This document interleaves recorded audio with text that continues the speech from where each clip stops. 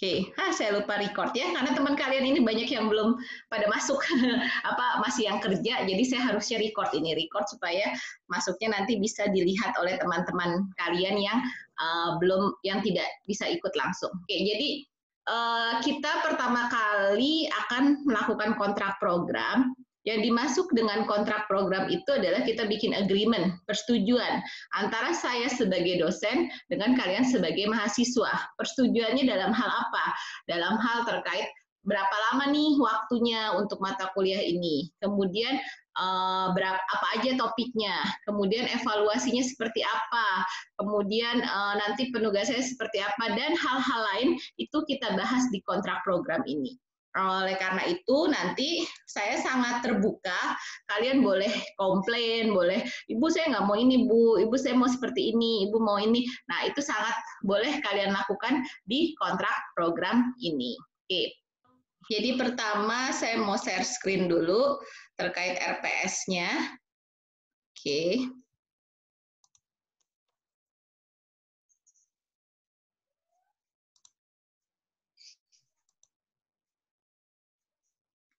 Jadi untuk nanti RPS-nya saya akan share ke Sipen ya. Nanti kalian itu akan, oke. Sudah bisa lihat sayang RPS-nya?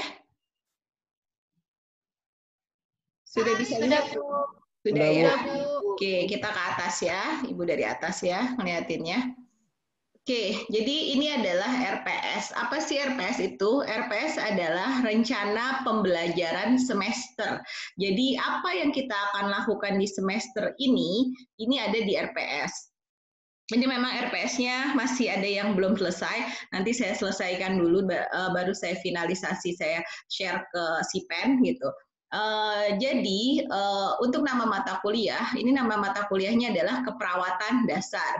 Kode mata kuliahnya 412, SKS-nya, keperawatan dasar ini adalah SKS paling besar di semester ini. Jadi tolong saya minta kerjasamanya, do your best for this course gitu loh, karena memang nilai ini akan sangat berpengaruh terhadap IPK kalian. Jadi terdiri dari 5 SKS. 5 SKS itu adalah 3 teori dan 2 praktikum. 3 teori itu 1 jam, 1 SKS teori sama dengan 50 menit. 1 SKS praktikum sama dengan 170 menit. Jadi praktikum itu bisa dibilang 3 kali lipat lebih daripada teori. Nah, jadi memang sebenarnya di keperawatan dasar ini gede juga di praktikumnya.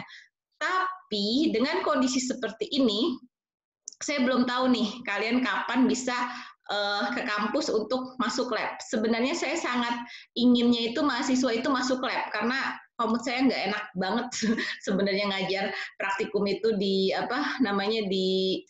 di online seperti ini ya. Saya misalnya lewat video atau apa karena kalian nggak langsung hands on. Sedangkan saya pengennya kalau praktikum ya udah kalian langsung lihat. Tapi ya kondisi seperti ini juga saya tidak mau membahayakan mahasiswa atau staf lain atau nanti kalian pas di perjalanan atau lain lah. Jadi masih belum bisa. Jadi sampai sekarang pun dari pimpinan dan juga dari dikti kebijakannya kita masih harus online gitu. Tapi kalau memang nanti sudah boleh, saya akan berusaha supaya kalian bisa masuk ke lab walaupun itu dibagi ya karena kan ini misalnya 50 orang mungkin saya bikin satu hari itu datang 10 orang dulu gitu loh jadi di lab itu 2 atau 3 orang tapi saya belum bisa menjanjikan sampai sekarang saya belum bisa menjanjikan karena tidak ada yang bisa menjamin kapan pandemi ini selesai kita pasti berdoa ini pengen selesai cepat tapi ya kita nggak tahu ya jadi ya ini saya hanya idealnya saya pengen kalian masuk lab, tapi kalau nanti tidak terjadi standar ideal, ya kita modifikasi lagi. Oke. Jadi ini tadi yang tadi saya sudah jelaskan ada 5 SKS, kemudian selanjutnya topiknya ya. Saya langsung ke topiknya di sini. Topiknya yang pertama pasti dia tentang KDM. Jadi kan nama mata kuliahnya aja keperawatan dasar. Jadi yang utama adalah KDM, kebutuhan dasar manusia. Kemudian KDM menurut Maslow, faktor-faktor. Nah, lalu ke setiap minggunya kita akan ke semua kebutuhan dari oksigenasi, cairan dan elektrolit, nutrisi, eliminasi, aktivitas, istirahat tidur, suhu tubuh, seksual, perawatan diri, aman-nyaman, ajal, kebutuhan memiliki, dimiliki, harga diri, dan aktualisasi diri. Jadi fokus dari keperawatan dasar ini adalah ke KDM, kebutuhan dasar manusia. Ini sangat dasar sekali dan akan kalian pakai di semua di sepanjang kalian melakukan kuliah kalian. Nanti kalian KMB, anak, jiwa, ini dasar. Jadi sama sesuai dengan penjelasannya, ini adalah keperawatan dasar. Oh ya, tadi saya lupa, untuk dosen pengajar itu saya dibantu nanti untuk yang teori ya, saya dan Bu Resi Putri Naulia. Beliau adalah spesialisasinya keperawatan anak. Kalau saya kan spesialisasi saya adalah manajemen keperawatan, nursing administration and education. Jadi nanti Bu Resi akan juga mengajar, nanti si pen akan saya kirimkan kapan waktu yang saya mengajar, kapan waktu yang saya Bu Resi mengajar. Nah, kemudian tapi mungkin saya beritahukan juga untuk nanti praktikum, mudah-mudahan kalian itu bisa praktikum di lab. Kalau kalian bisa praktikum di lab, itu saya akan melibatkan seluruh dosen keperawatan. Maksud saya seluruh dosen keperawatan. Saat ini di keperawatan ada saya, ada Bu Resi, ada Bu Tika, Kaprodi, ada Pak Odi, dan ada Pak Heri. Jadi nanti di praktikum, itu semua dosen akan membantu. Karena memang untuk di praktikum, kalian kan rasionya 1:5 sampai 1:10. Jadi nggak kepegang kalau saya mau Bu Resi doang berdua. Oke. Nah, itu kira-kira terkait topik-topiknya dan pengajarnya. Nah, untuk evaluasi, pertama dari absensi. Absensi mahasiswa itu harus di atas 80%. Jadi makanya saya tiap di awal pasti saya akan memberikan kalian link absensi.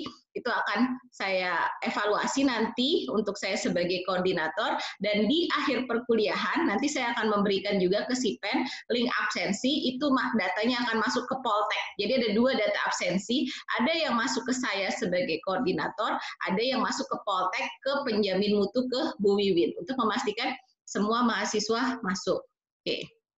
Kemudian ada penugasan, ya nanti saya bilang tugas-tugas saya supaya mudah direkap, saya akan menggunakan Google Classroom. Jadi nanti di Google Classroom itu saya akan lihat bagaimana berapa banyak mahasiswa yang melaksanakan tugas, bagaimana penilaian penugasannya, dan lain-lain. Kemudian UTS itu 20%, UAS 30%, dan idealnya lagi nih, saya karena sekarang ini memang dari semester kemarin ya, terlalu banyak perubahan karena pandemi ini, jadi kita tuh nggak bisa fix, saya harus bisa modifikasi dan lain-lain. Idealnya saya ingin ada ujian praktikum, karena itu yang sudah saya lakukan 2 tahun ke belakang, ke kakak-kakak kelas kalian itu ada ujian praktikum. Apa yang dimaksud ujian praktikum? Pada ujian praktikum itu, mahasiswa akan berpindah terakhir itu 2 bed gitu. Jadi ujian berdasarkan kasus. Jadi misalnya kalian pas masuk nih, dapat kasus oksigenasi gitu. Pasangkan nasal kanul pada pasien. Nah, kalian lakukanlah itu mulai dari kontrak, prosedur sampai dengan evaluasi. Nah, itulah ujian praktikum, dan itu balik lagi ke semua kebutuhan manusia dari tadi. Mungkin ada yang memberi makan pasien, ada yang memberi makan melalui NGT, ada yang memandikan, ada yang positioning, dan lain-lain. Kemudian saya juga kemungkinan besar saya akan memberikan penugasan berbentuk video. Jadi nanti akan dibentuk beberapa grup ya, biasanya sih sekitar 4-5 orang. Setiap grup itu membuat 1 video terkait SOP. SOP yaitu SOP adalah standar operasional prosedur. Nah, jadi satu grup misalnya satu grup milih saya mau melakukan prosedur memandikan. Nah, itu mungkin ada yang jadi pasien, ada yang jadi perawat, ada yang jadi asisten perawat, ada yang mengedit, ada yang jadi kalian bagi aja lah di grupnya. Jadi nanti saya akan diskusikan kapan tugas ini diberikan, tapi mulai dari sekarang mungkin kalian bisa bikin kalau kalian total itu 50 atau 48 orang, bikin aja satu grup itu 5 orang ya. Bu Sipen, Bu Zahwa, tolong nanti sudah mulai dibikin kelompoknya. Satu kelompok itu 5 orang. Ya, Zahwa, bisa Zahwa? Ya, bisa Bu. Oke, jadi nanti bikin aja dari sekarang, di mix aja, kelompoknya dicampur gitu. Ya, pokoknya dari sekarang kalian harus siap dengan tugas-tugas tugas presentasi dan lain-lain karena memang akan banyak. Nanti juga selain tugas video, saya juga akan ada tugas makalah yang nanti kalian kirim makalahnya dan kalian melakukan presentasi lewat YouTube. Tapi nanti detail apa saja makalahnya, pembagian ininya saya tunggu dulu pembagian kelompok dari Zahwa. Untuk kelompok saya tidak mau saya membagi, kalian sudah cukup dewasa, buatlah kelompok sesuai dinamika kelas kalian sendiri gitu loh. Jadi saya tidak bukan dari saya pembagian kelompoknya, jadi kalian bisa membagi sendiri. Oke, sampai sini ada pertanyaan? Boleh nanya? Ayo, ada yang mau nanya?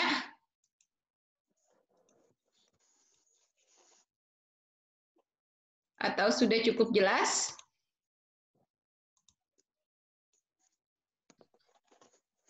Gimana? Mega, Sabrina, ada yang mau tanya? Sudah jelas, Bu. Jelas ya? Ibu bisa lanjut ya? Iya, Bu. Oke, ya saya lanjut. Nah, ini ada beberapa referensi terkait buku-buku yang bisa kalian gunakan. Memang sampai di perpustakaan kita itu mungkin kalian waktu PKKMB sudah bisa sudah lihat ada Pak Mustaqim ya, kepala perpustakaan kita. Kalian bisa bertanya ke beliau terkait referensi online ya, karena walaupun saya tahu kalian pasti banyaknya gunakannya Google ya, tapi kadang mahasiswa itu terjebak banyak kalian ngambil referensi yang populer, sedangkan saya nggak mau kalian ngambil referensi populer. Saya maunya kalian ngambil referensi yang akademik. Apa maksudnya akademik? Adalah referensi yang boleh digunakan di institusi pendidikan. Contohnya, yang boleh itu kayak jurnal, kemudian buku-buku textbooks, buku referensi, kemudian link-link yang tervalidasi, yang terpercaya. Jadi bukan kayak majalah Tempo, Kompas, Detik, itu tuh bukan referensi akademik, itu referensi populer. Kalian harus mulai belajar dari sekarang menggunakan referensi yang memang itu sesuai untuk tingkat perguruan tinggi. Tapi nanti kita belajar pelan-pelan. Oke, jadi ini beberapa referensi yang bisa kalian gunakan. Ini ada Google Books, Google Scholar, ini juga bagus, kalian bisa baca-baca referensi di sini. Oke, kemudian ini media pembelajarannya. Kemudian kita menggunakan, ya inilah kalian bisa dengan HP kalian, laptop dan lain-lain. Ini masih semuanya masuk di sini untuk tim pengajar, karena memang saya berharap dosen-dosen ini juga akan berkenalan dengan kalian dan juga bisa membimbing kalian di praktikum. Oke. Nah, mata kuliah keperawatan dasar ini adalah mata kuliah prasyarat untuk kalian nanti semester depan melakukan praktek klinik keperawatan dasar. Jadi semester depan itu kalian akan ada praktek kliniknya. Saya sangat berharap kita sudah bisa langsung praktek ya, karena memang yang semester kemarin kakak kalian yang sekarang tingkat 2 ini mereka prakteknya masih online gitu loh. Jadi nanti mudah-mudahan keadaan sudah lebih membaik, jadi kalian bisa praktek. Karena memang bagaimanapun secara kalian adalah pendidikan vokasi, kita itu harus banyak di skill, banyak di praktek. Oke, nah ini pembagiannya. Jadi kita itu belajarnya itu kan seminggu itu 2 kali ya, karena memang SKS-nya besar. Tadi saya bilang, karena SKS-nya besar, untuk Kepdas ini 1 minggu itu 2 kali. Gitu. Jadi ini nanti pembagiannya bisa dibaca saja nanti Nanti saya juga sudah ada modulnya, modul yang sesuai dengan SOP-nya terkait oksigenasi, kemudian memberikan makan, kemudian positioning, dan lain-lain itu semua sudah ada modulnya. Nanti akan saya share setelah memang kalian butuhkan. Kita pelan-pelan, jangan saya share semua sekarang, nanti kalian bisa jadi mual-mual, sakit kepala, dan lain-lain ya. One by one, step by step ya. Oke, jadi ini materi-materinya nanti bisa dibaca. Kemudian UTS nanti kita sudah ada ya kalau nggak salah dari Butika nanti ngabarin. Idealnya kita akan UTS itu setelah 7 minggu. Jadi kan bisa perhitungkan sekarang kita di September minggu ke-3 ya kalau nggak salah ya. Minggu ketiga ya 1, 2, 3. Nah berarti kalau 7 minggu itu sekitar 3 bulanan lah ya. 3 bulanan ya mungkin sekitar di Desember itu mungkin kalian nggak sampai Desember kayaknya. September, Oktober, November, Desember. Ya mungkin sekitar Desember awal atau Desember pertengahan ya kalian akan UTS dan nanti di Februari itu UAS-nya. Ya nantilah itu akan Butika sepertinya sudah membagi kok di jadwal prodinya.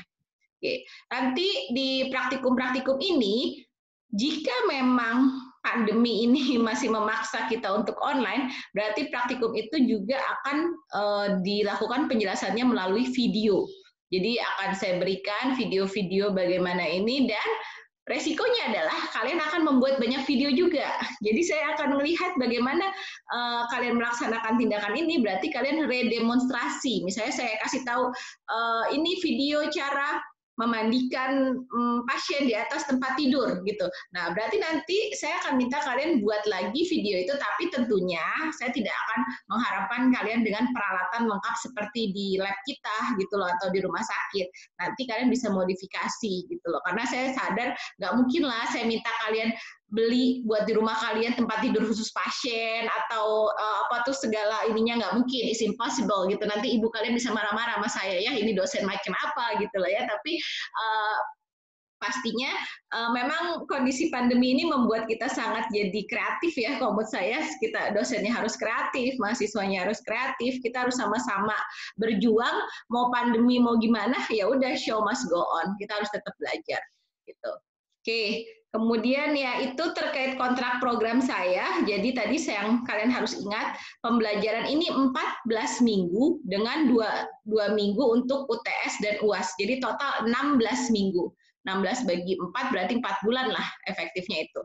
Belum nanti kalian ada libur Natal, libur Tahun Baru, dan lain-lain. Dan itu tadi yang terkait, yang penting juga terkait tugas ya, tadi tuh evaluasinya.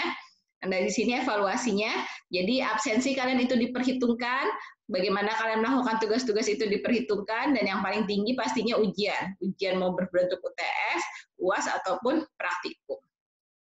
Oke, sampai di sini. Adakah pertanyaan anak-anakku sekalian? Saya stop share dulu. Ada pertanyaan kah? Gimana? Apa bingung? Ibu ngomong apa sih Bu dari tadi Bu? Gitu, belum connect saya Bu, gitu.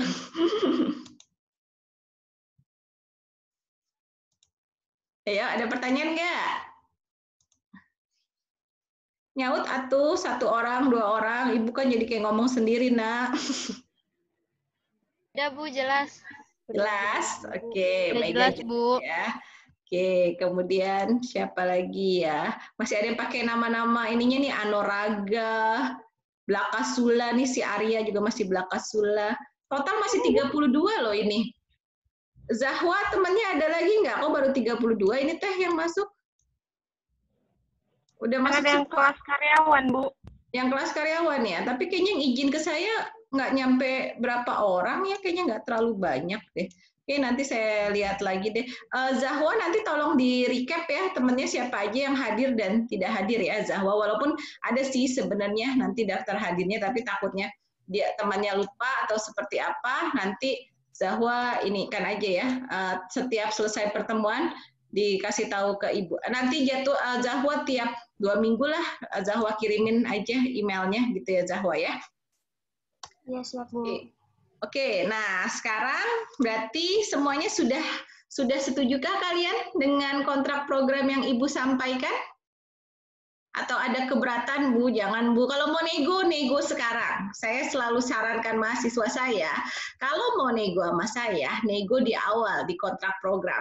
Jangan nanti saya udah mulai perkuliahan, kalian bilang, Ibu tugasnya kebanyakan, Ibu nggak mau kayak gini, Ibu. Nah, itu kan nanti saya harus merubah lagi semua yang sudah saya siapkan. Jadi, sekarang saya tanya kepada para mahasiswa yang terhormat, mahasiswa dan mahasiswi yang terhormat, apakah kalian setuju dengan kontrak program yang saya tawarkan?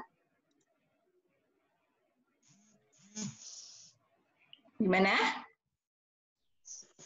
Setuju nggak? Kalau mau nego-nego loh, Ibu boleh loh. Sekarang Ibu sangat membuka kesempatan sebesar-besarnya kalau kalian mau nego. Saya, Bu. Siapa? Mega? Apa Mega? Saya setuju, Bu, dengan program Ibu. Oke, siapa lagi?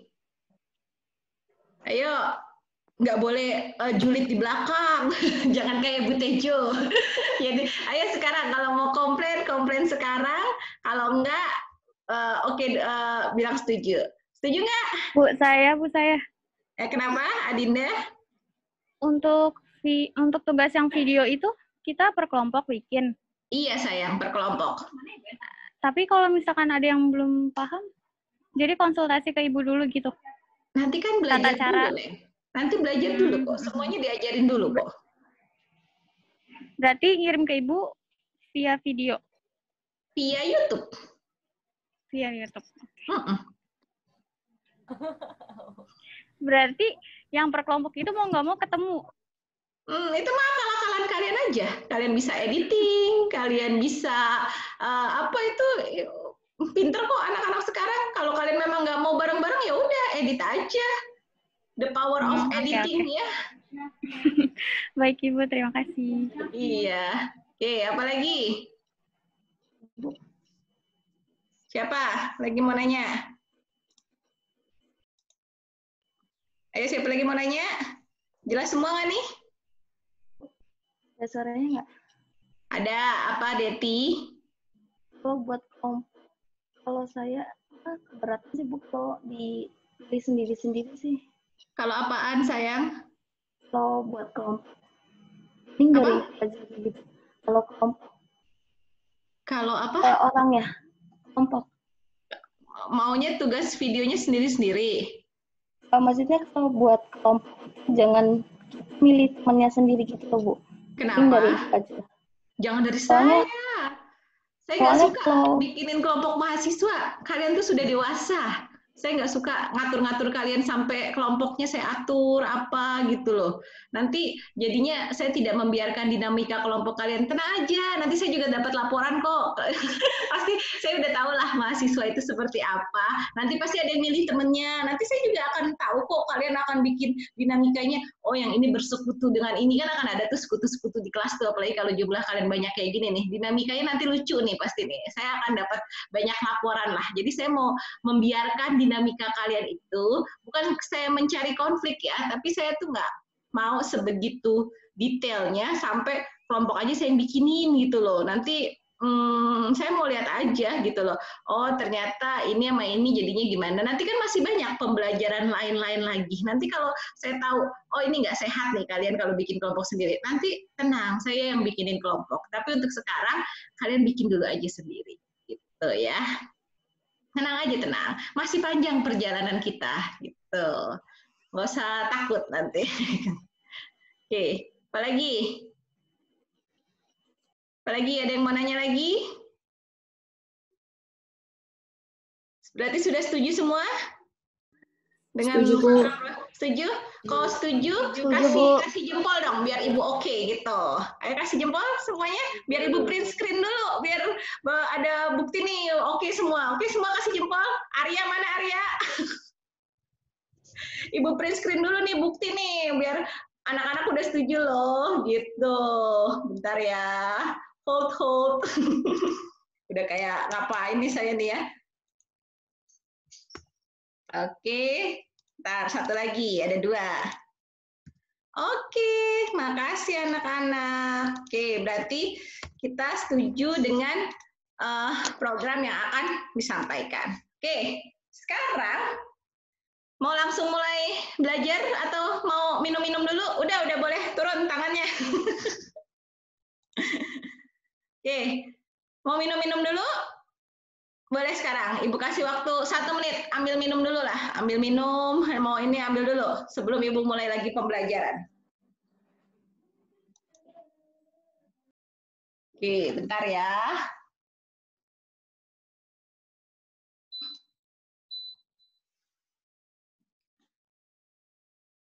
Oke, boleh ambil ya sambil ngemil-ngemil cantik lah ya, boleh kali ya.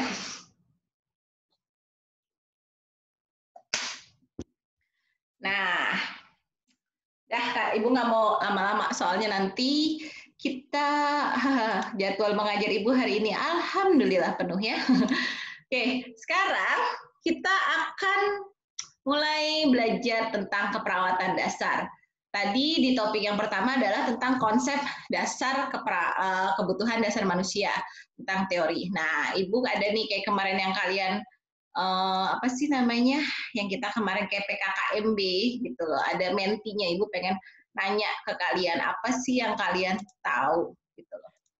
Nah, oke, sudah Ibu share screen, sudah lihat share screen Ibu? Sudah bisa Bu. Oke. Sudah Bu.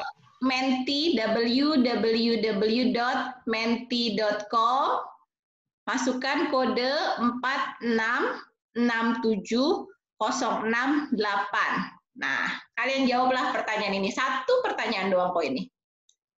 Siapakah tokoh yang terkenal dengan hierarki kebutuhan? Ada 1, 2, 3, 4, ada 5 pilihan. Apakah Florence Nightingale, apakah Dorothy Orem, atau Abraham Maslow, atau Roger Roy, atau Virginia Henderson? Oke, Ibu tunggu nih jawabannya. Kira-kira kalian udah tahu nggak nih, udah pernah dengar nggak sih siapa sih ini namanya, siapa sih ini Florence Nightingale, siapa sih Orem, siapa sih Maslow? Ayo. Ada yang jawab Maslow, ada yang jawab Roy, ada Henderson. Nightingale, tahu nggak Florence Nightingale ini? Ayo, masih baru 4 orang ini yang jawab. Baru 4 orang. Kalian ini 20, tadi ini participants-nya, how many participants? 30-an tadi. 5 orang baru yang jawab nih. Oke. Florence Nightingale, Ibu jelasin dikit-dikit lah background-nya. Florence Nightingale itu yang pastinya ibu keperawatan ya. Jadi konsep nurses is caring itu dari Florence Nightingale. Beliau memang ibu keperawatan.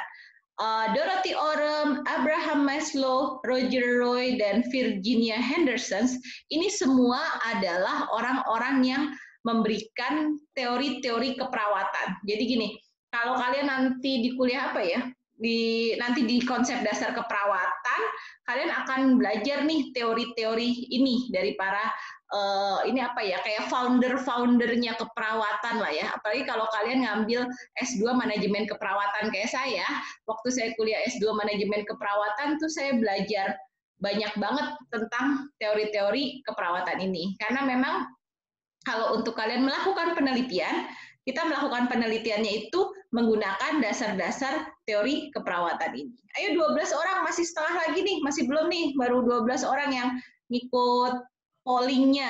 Masa sih nggak nyampe 30 semuanya gitu. Ini kan nggak susah kan masuk ke mentinya kan? Gampang kan masuk ke menti? Jadi memang nanti kalian akan lihat ya, kalau teorinya Roy Henderson itu banyak dipakai di KMB. Orem itu banyak di keluarga, Maslow di KDM dan KMB juga. Jadi ini adalah orang-orang yang pastinya akan sering kalian dengar gitu loh nama-namanya. Makanya saya juga memberikan memberikan quick review seperti ini supaya saya tahu kalian pernah dengar nggak sih namanya gitu. Oke, 16 orang, ayo dong dikit lagi pada ini apa sinyalnya susah atau gimana gitu. Jadi memang Tapi saya langsung aja, kayaknya kita sudah nunggu beberapa menit ya.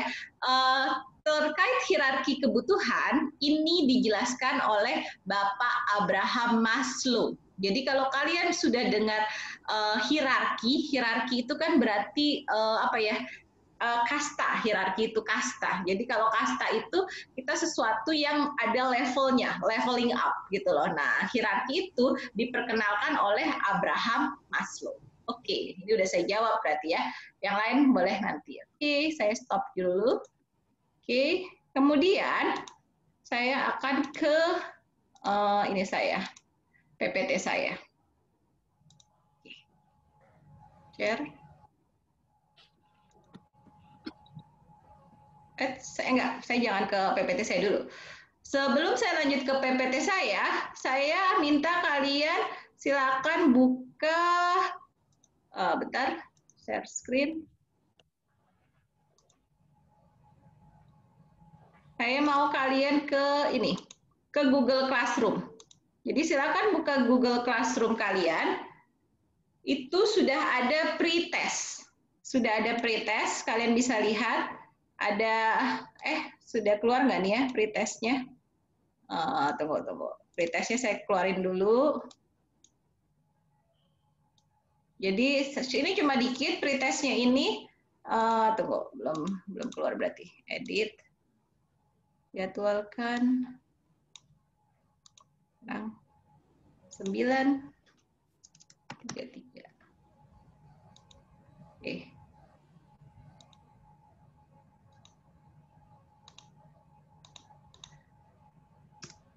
Oke, bentar lagi ini pretestnya akan keluar.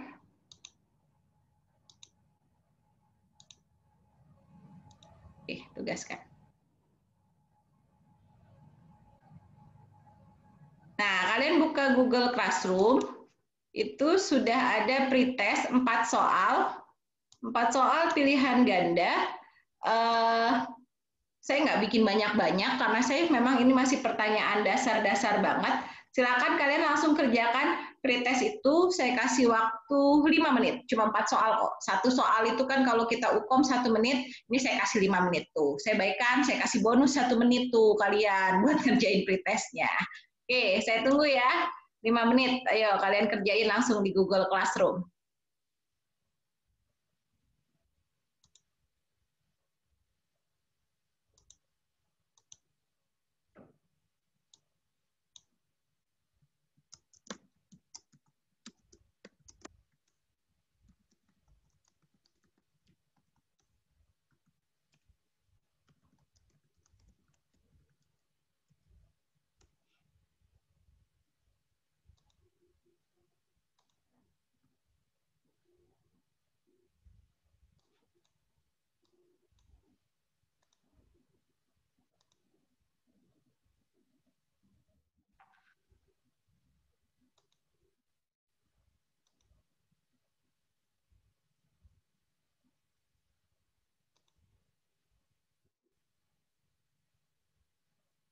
Oke, langsung dikerjain aja. Cuma 4 soal kok, nggak banyak-banyak.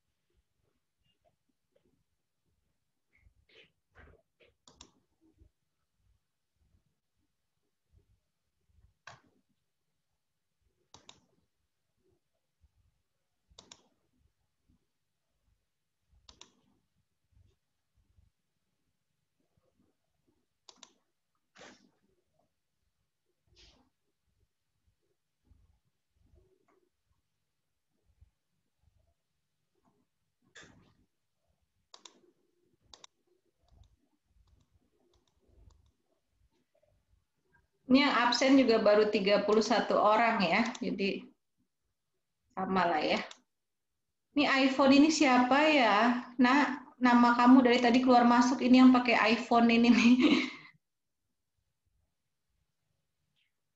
Apa sinyalnya kali ya?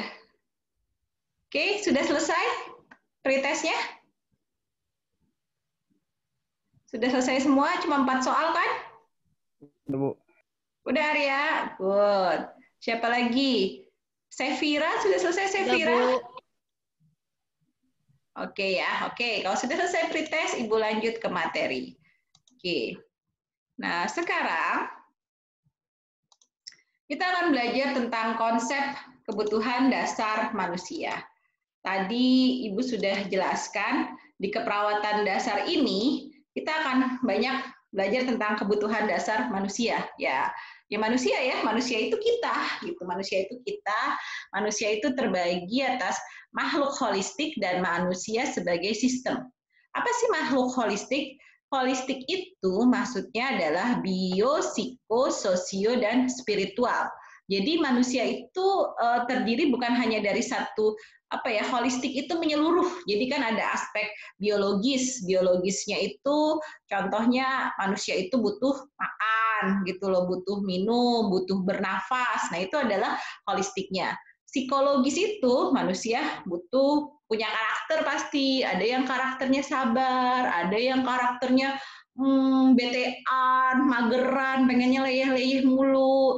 Nah, kemudian manusia juga ada aspek sosial, makanya kita itu perlu berinteraksi. Jadi nggak bisa tuh ya jadi manusia itu, aduh, gue pokoknya nggak punya teman, nggak apa-apa, gini-gini, nggak bisa. Karena manusia itu memang kita itu punya aspek sosial. Kita itu pasti pengen berinteraksi sama orang. Semager-magernya kalian, sepengen lele pokoknya menarik diri itu. Tapi pasti ada fase kalian akan butuh, aduh saya butuh bercerita nih, saya butuh ngobrol apa. Nah, itu dari sisi sosialnya kalian. Oke, kemudian setelah itu secara spiritual. Nah, ya apalagi kita ya di Indonesia ya, alhamdulillah negara kita adalah negara yang percaya kepada Tuhan yang Maha Esa. Nah, jadi kita itu memang kita pasti harus beragama. Kalau saya contohnya saya Muslim, kemudian ada yang Kristen, ada juga yang lain-lain. Oke. Nah, tunggu, kok langsung ke sininya. Oke, nah hierarki kebutuhan itu bermacam-macam. Jadi hierarki kebutuhan manusia itu bentuknya hierarki. Tadi yang saya bilang, apa sih hierarki itu? Hierarki itu berjenjang. Jadi kayak kalian nih sekarang, kalian adalah tingkat 1 keperawatan.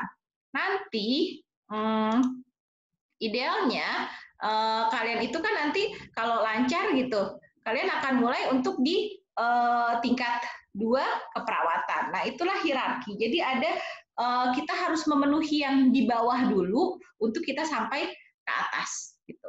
Kemudian setiap jenjang kebutuhan dapat dipenuhi hanya setelah jenjang sebelumnya terpuaskan. Jadi memang harus selesai dulu yang di bawahnya, kan hierarki itu berlevel gitu. Harus selesai dulu, harus punya dasar gitu loh. Ibarat bangunan harus ada betonnya dulu, baru nanti dia bisa makin tinggi. Nah, itulah hierarki.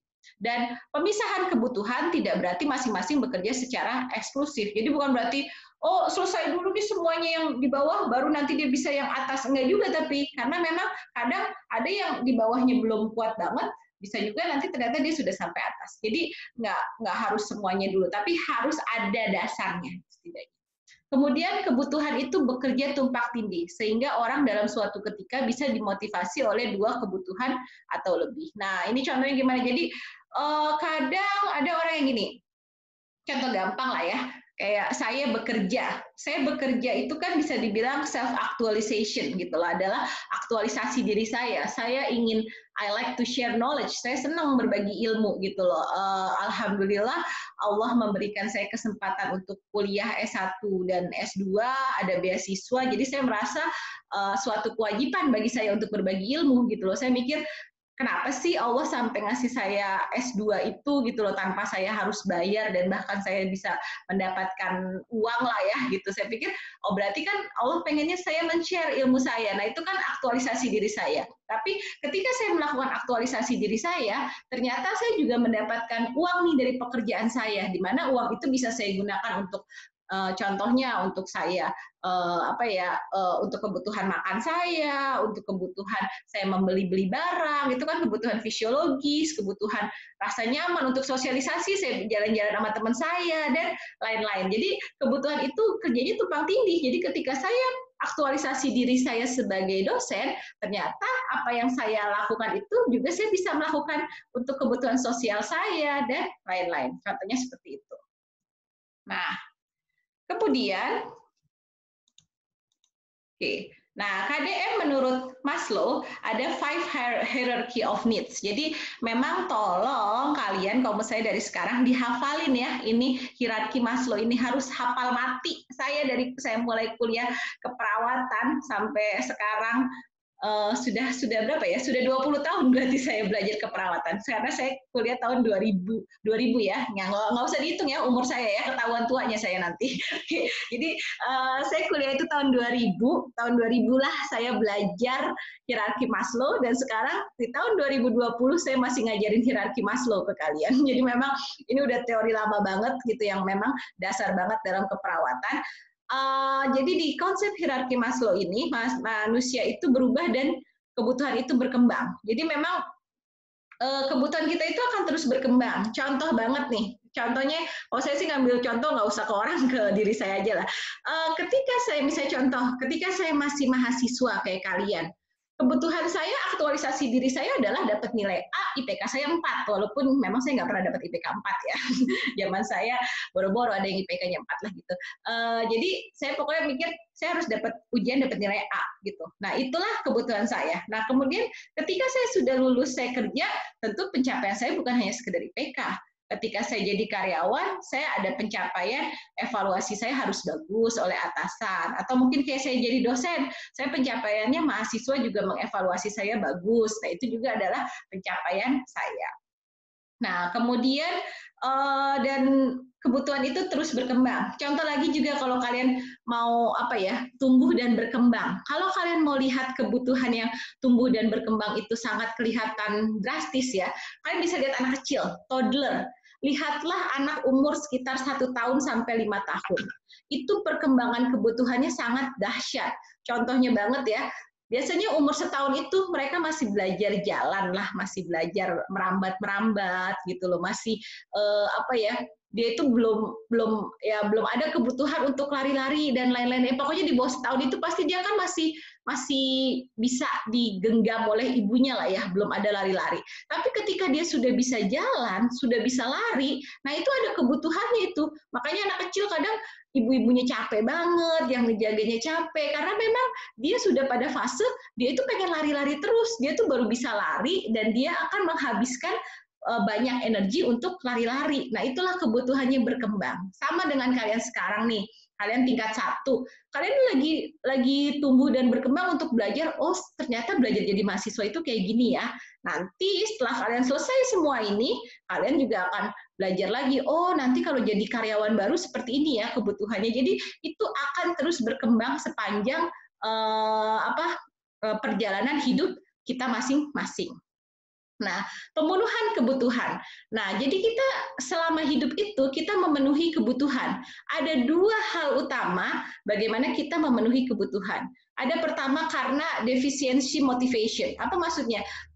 Yang gampang ini defisiensi motivation, kalau saya kasih contohnya kalau misalnya kalian makan. Kalau kita itu lapar, kita itu pasti makan kan? Nah, karena saya ngerasa lapar, saya jadinya makan. Nah, itulah defisiensi motivation. Nah, kalau yang tadi anak kecil, yang saya bilang anak kecil tadinya dia nggak bisa jalan, terus dia bisa jalan, dia sampai lari-lari, terus dia pengen lari-lari mulu. Nah, itu masuk ke motivasi perkembangan atau grow motivation. Nah, itulah contoh. Jadi orang melakukan pemenuhan kebutuhan ada 2 hal utama. Karena ada kekurangan, contohnya yang terkait kayak kalian, kalau lapar berarti kalian makan, kalau haus itu minum, kalau kalian capek kalian tidur. Nah, itu termasuk di defisiensi motivation. Tapi untuk pertumbuhan, kayak kalian sekarang, saya sudah lulus SMA, berarti saya pengennya kuliah. Nanti saya udah kuliah, saya pengennya kerja. Nah, itu berarti terkait dengan grow motivation. Oke, sampai sini. Apakah ada pertanyaan? Ada pertanyaan nggak nih sampai sini? Ibu nggak mau cepet-cepet takutnya ada yang gangguan sinyal, atau ibu udah ngomong panjang-panjang, nggak ada yang connect lagi.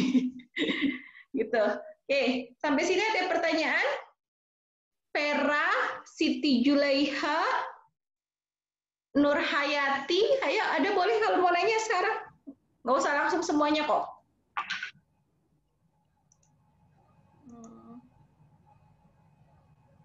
Atau mau lanjut dulu, gimana? Lanjut dulu, Bu. Lanjut ya. dulu, Bu. Oke, lanjut ya. Ibu lanjut. Oke. Nah, tadi ini sudah sampai hal-hal mengenai pemenuhan kebutuhan. Oke, nah ini hierarki Maslow ada 5. Tolong hafalkan, hafal mati ya, jangan sampai lupa. Ingatlah sampai kalian, kalau kalian sekarang sudah mau menjadi perawat, selama kalian menjadi perawat, ingatlah ini lah ya. Ini kayak ini buku wajibnya atau konsep wajibnya perawat lah. Jadi yang pertama adalah fisiologis. Apa aja fisiologis? Fisiologis ini terkait kebutuhan kita makan, minum, oksigen, pokoknya hal-hal yang sangat dasar itu fisiologis. Kemudian ada kebutuhan safety, rasa aman. Kita itu butuh rasa aman, contohnya itu kayak saya ngerasa aman kalau saya di rumah saya. Nah, itu kebutuhan rasa aman, safety. Jadi saya butuh ngerasa bahwa, oh iya saya itu, maksudnya nggak mungkin dong kalau kayak saya nggak punya tempat tinggal, saya nanti kalau tidur saya takut nanti ada yang macam-macam nggak sama saya atau apa. Nah, itulah kebutuhan safety itu di kedua gitu, terkait rumah, tempat tinggal yang nyaman. Kemudian kebutuhan dicintai, belonging. Nah, belonging and love. Jadi ketika kalian tentunya semakin dewasa nih, kayak sekarang nih kan udah usia-usia udah pada punya KTP, udah ini kan kalian usia-usia dewasa muda lah ya. Maksudnya udah ada yang menikah belum di sini? Udah ada yang menikah belum? Belum ya kayaknya ya, masih pada single-single ya. Jomblo visabilillah apa gimana? Nah, jadi kan ketika kalian sudah usia sudah udah punya KTP kayak gini lah, kalian ini kan dewasa muda, pasti kan saya pengen loh ada yang membutuhkan saya dan pengen ada yang saya berikan rasa kasih sayang. Nah, itu memang kebutuhan Maslow, ada di hierarki Maslow. Kemudian ada kebutuhan harga diri, dihargai gitu loh. Kayak saya sebagai dosen, saya sebagai karyawan, saya sebagai pasangan istri gitu, saya sebagai anak, saya sebagai tante dan lain-lain, saya pasti ada kebutuhan saya dihargain dong gitu. Jangan saya dilecehkan, saya diperintah dengan marah-marah, saya diperintah dengan mata melotot. Nah, itu kan pasti harga diri saya akan terganggu. Dan kemudian terakhir tadi yang saya bilang aktualisasi diri. Kayak tadi saya bilang, kalau saya menjadi dosen, saya itu bagian dari aktualisasi diri saya. Karena saya ngerasa, saya ngapain lagi ya kalau saya nggak sharing nih ilmu-ilmu yang saya punya. Walaupun ilmu saya juga sebenarnya masih terbatas. Tapi setidaknya saya ngerasa when I'm sharing, ketika saya berbagi, itu saya bisa lebih ngupgrade ilmu saya. Dan juga saya amanah lah dengan ilmu yang telah diberikan kepada saya. Nah, kemudian ini hierarki Maslow. Nah, ini tadi yang saya bilang. Kita mulai itu dari bawah dulu. Jadi memang idealnya orang itu bawah ini harus terpenuhi. Apa aja sih yang fisiologis ini? Tadi saya bilang dari bernafas. Orang harus bisa bernafas dengan baik, baru dia itu merasa aman. Kalian nanti akan lihat banyak banget di rumah sakit, orang itu kalau udah gangguan nafas nih, apalagi sekarang kalian lihat ya di COVID. COVID ini kan mengganggu itu secara pernafasan ya, sesak lah, orang merasa sesak. Orang itu kalau udah merasa sesak, dia itu langsung panik, karena dia ngerasa, wah kematian ini dekat ya, saya bakal mati nih, saya bakal ini. Nah itu kalau dia udah seperti itu, safety-nya itu hilang. Kalau udah safety-nya hilang, boro-boro dia mikirin love, belonging, esteem, ataupun self-actualization. Karena dia udah ngerasa, saya nggak safety, saya bisa mati nih, dan nggak ada orang yang siap mati ya, kecuali ya emang orangnya udah ini banget, rata-rata orang kan takut akan kematian. Jadi disinilah, di perawat ini, kita akan berusaha memenuhi seluruh aspek ini. Jadi kalian jangan hanya nanti, kalau saya selalu suka bilang tuh, ke mahasiswa saya, jangan fokus di fisiologis aja, lihat bagaimana aspek-aspek yang lain, bagaimana aspek safety-nya, bagaimana aspek love in belonging-nya, bagaimana aspek self-actualization-nya, karena tadi yang saya sudah jelaskan di awal, pasien itu ada holistiknya, sebagai holistik dan sebagai sistem. Kita nggak bisa kalian hanya memenuhi, oh pasien ini sesek Bu, udah saya kasih nasal kanul kok Bu, udah saya kasih posisi semivolar, udah selesai Bu masalah pasien saya. It's not like that, nggak seperti itu. Pasien kalian itu adalah manusia, manusia yang unik dengan segala karakternya. Jadi pastinya kalian harus memperhatikan, oke, memang sesaknya sudah berkurang, tapi gimana? Ada keluarganya nggak yang nemenin? Kemudian ada dia itu selain sesak nafas, tadi dia udah sempat makan nggak ya? Jangan-jangan sesak nafasnya hilang, terus dia baru ngerasa lapar, terus dia baru ngerasa, oh saya sendirian ya, oh nggak ada yang nemenin saya ini sebenarnya disayangin nggak sih apa? Nah itulah yang kita harus lihat semuanya. Pasien itu alhamdulillah ya, kita itu tenaga kesehatan yang kita berhubungan dengan orang-orang, makhluk hidup yang memang unik gitu loh. Tuhan menciptakan seluruh makhluk hidup itu nggak ada yang sama. Kalau kalian lihat di ilmu lain kayak engineer, mereka itu kan berusaha membuat produk yang sama persis. Tapi kalau Tuhan menciptakan semua manusia itu sangat unik dan sangat berbeda. Dan inilah tugas kalian sebagai perawat, kalian itu harus melihat pasien itu benar-benar dari hierarchy of needs-nya. Jadi kalau misalnya kayak nafasnya sudah teratasi, lihat lagi bagaimana kebutuhan safety-nya, bagaimana kebutuhan love belonging-nya, sampai self-actualization-nya. Itulah tugas perawat. Sama juga kayak tadi, kalau pasiennya ada gangguan dehidrasi, kurang minum bukan sekedar pasang infus pasien selesai. It's not like that, nggak selesai sampai di situ. Kita lihat aspek yang lainnya, sampai benar-benar pasien itu sebagai makhluk holistik itu teratasi semuanya. Oke, jadi ini diapalin benar-benar ya, yang dasarnya banget adalah fisiologi, safety-nya itu tadi jadi kayak merasa aman dengan badannya, merasa aman dengan pekerjaannya, merasa aman dengan keluarga dan hartanya, terus love and belonging ini harus ada dengan teman-teman, family, keluarga, kemudian juga keintiman seksual. Kemudian esteem itu adalah harga diri, bagaimana kalian itu bisa dihargai, bagaimana kalian menghargai orang lain dan dihargai oleh orang lain, itu di esteem, dihargai diri. Dan self actualization. Nah, self actualization ini yang paling tinggi. Kalau orang sudah bisa self actualization, itu sudah bagus, berarti dia semuanya secara fisiologis, safety, love belonging dan esteem itu sudah terpenuhi. Jadi di self actualizations itu kita sudah lebih kreatif, sudah ada problem solving, ada aspek moral, ada kita itu menerima hal-hal. Jadi kita sudah bukan hanya untuk diri kita, tapi bagaimana kita memberikan manfaat ke orang lain. Itu sudah self actualizations. Oke, kemudian kita lanjut. Nah, ini kebutuhan dasar manusia. Kebutuhan dasar manusia itu adalah hal penting untuk mempertahankan hidup dan kesehatan. Contohnya ini yang tadi yang saya udah jelasin. Jadi kalau kita lapar ya kita makan, kita haus ya kita minum, dan ini untuk mempertahankan semuanya. Ya, kita butuh rasa cinta, kita butuh rasa aman hidup, kita butuh ada ya hal-hal ini semualah yang termasuk kebutuhan dasar manusia. Nah, kemudian manusia sebagai klien. Nah, manusia sebagai makhluk biopsikososial dan spiritual merupakan kesatuan dari aspek jasmani dan rohani yang memiliki sifat unik dengan kebutuhan yang berbeda-beda sesuai dengan tingkat perkembangannya. Itu saya bilang, nanti kalian kalau sudah praktek, kalian akan ngerasain, kalian mau praktek dimanapun, nggak ada pasien itu yang sama. Jadi saya itu nggak pernah bilang, memang kita belajar ya nanti patoflow atau kalian belajar proses penyakit nih, proses penyakit apa contohnya hipertensi. Hipertensi adalah karena vasokonstriksi pembuluh darah, tekanan pembuluh sehingga tekanan darah meningkat di pompa jantung ya, pokoknya panjang lah ceritanya itu. Nah, itu adalah patoflow secara dasar. Tapi bagaimana itu terjadi di pasien kalian atau klien kalian itu akan sangat unik, nah. Jadi nggak bisa dipukul rata.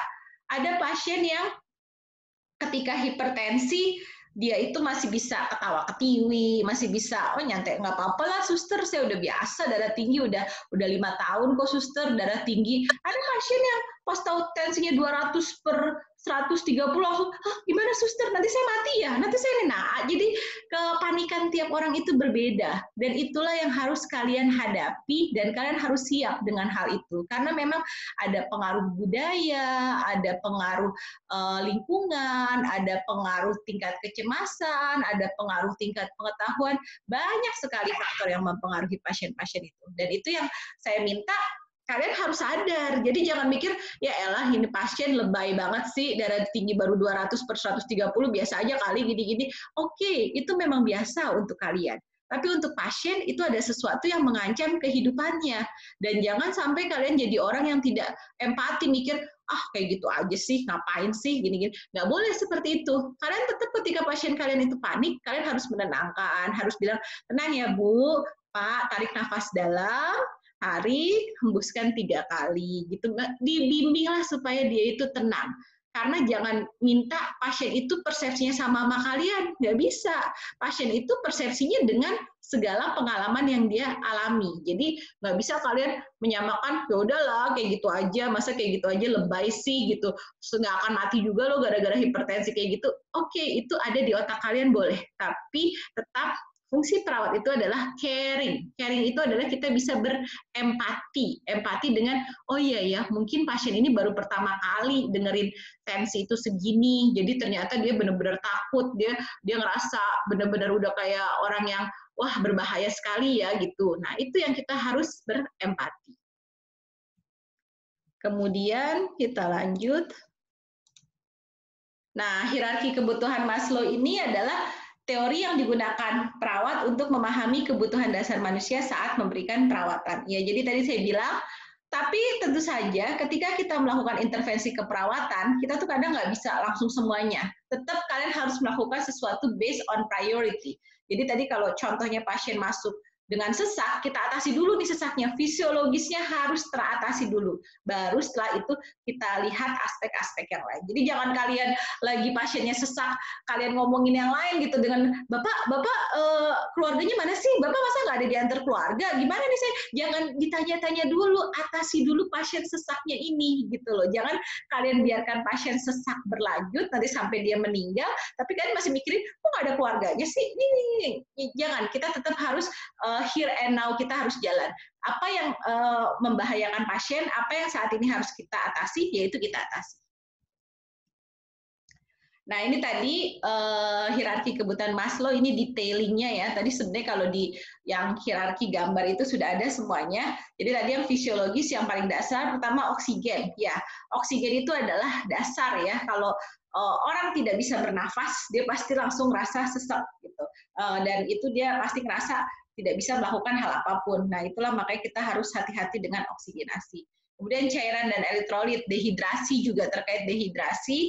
Dehidrasi ini bisa sangat mengancam kehidupan, makanya kalau anak kecil, kalau dia sudah panasnya lama, sampai turgor kulitnya jelek, kemudian dia panasnya tidak turun-turun, nah itu harus cepat dibawa ke rumah sakit. Karena ketika dehidrasi, dia resiko shock dan lain-lain dan bisa mengancam kehidupan.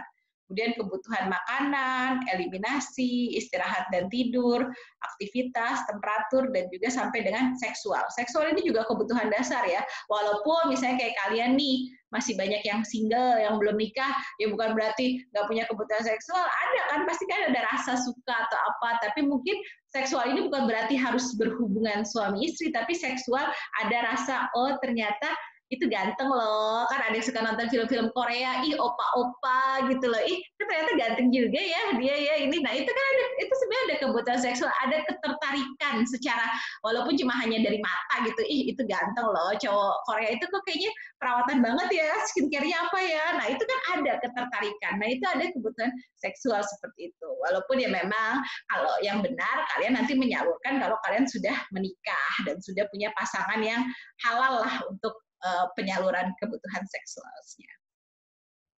Kemudian kita ada kebutuhan keselamatan dan rasa aman. keselamatan fisik. Nah ini dia, misalnya kita nggak terkena penyakit. Tentu kalau kita sehat, kita senang. Wah ya alhamdulillah nih sehat nih. Apalagi sekarang nih ya, kayak lagi COVID gini, bisa dibilang kalau kalian di ruang tertutup atau di lift contohnya ya kan, kalian kalau ke KHJ lah, tahu kan ya kita itu ada lift ya. Kalau di lift ada orang yang batuk, itu pasti biasanya langsung pada takut sekarang. Tuh langsung pada, kok batuk dia? Jangan-jangan corona. Nah kan, itu kan ada rasa setiap orang tuh takut gitu loh. Tidak ada orang yang mau terkena penyakit gitu, karena mikir, aduh kalau gue sakit nanti gimana, nanti saya meninggal gimana. Jadi semua orang tuh pasti takut untuk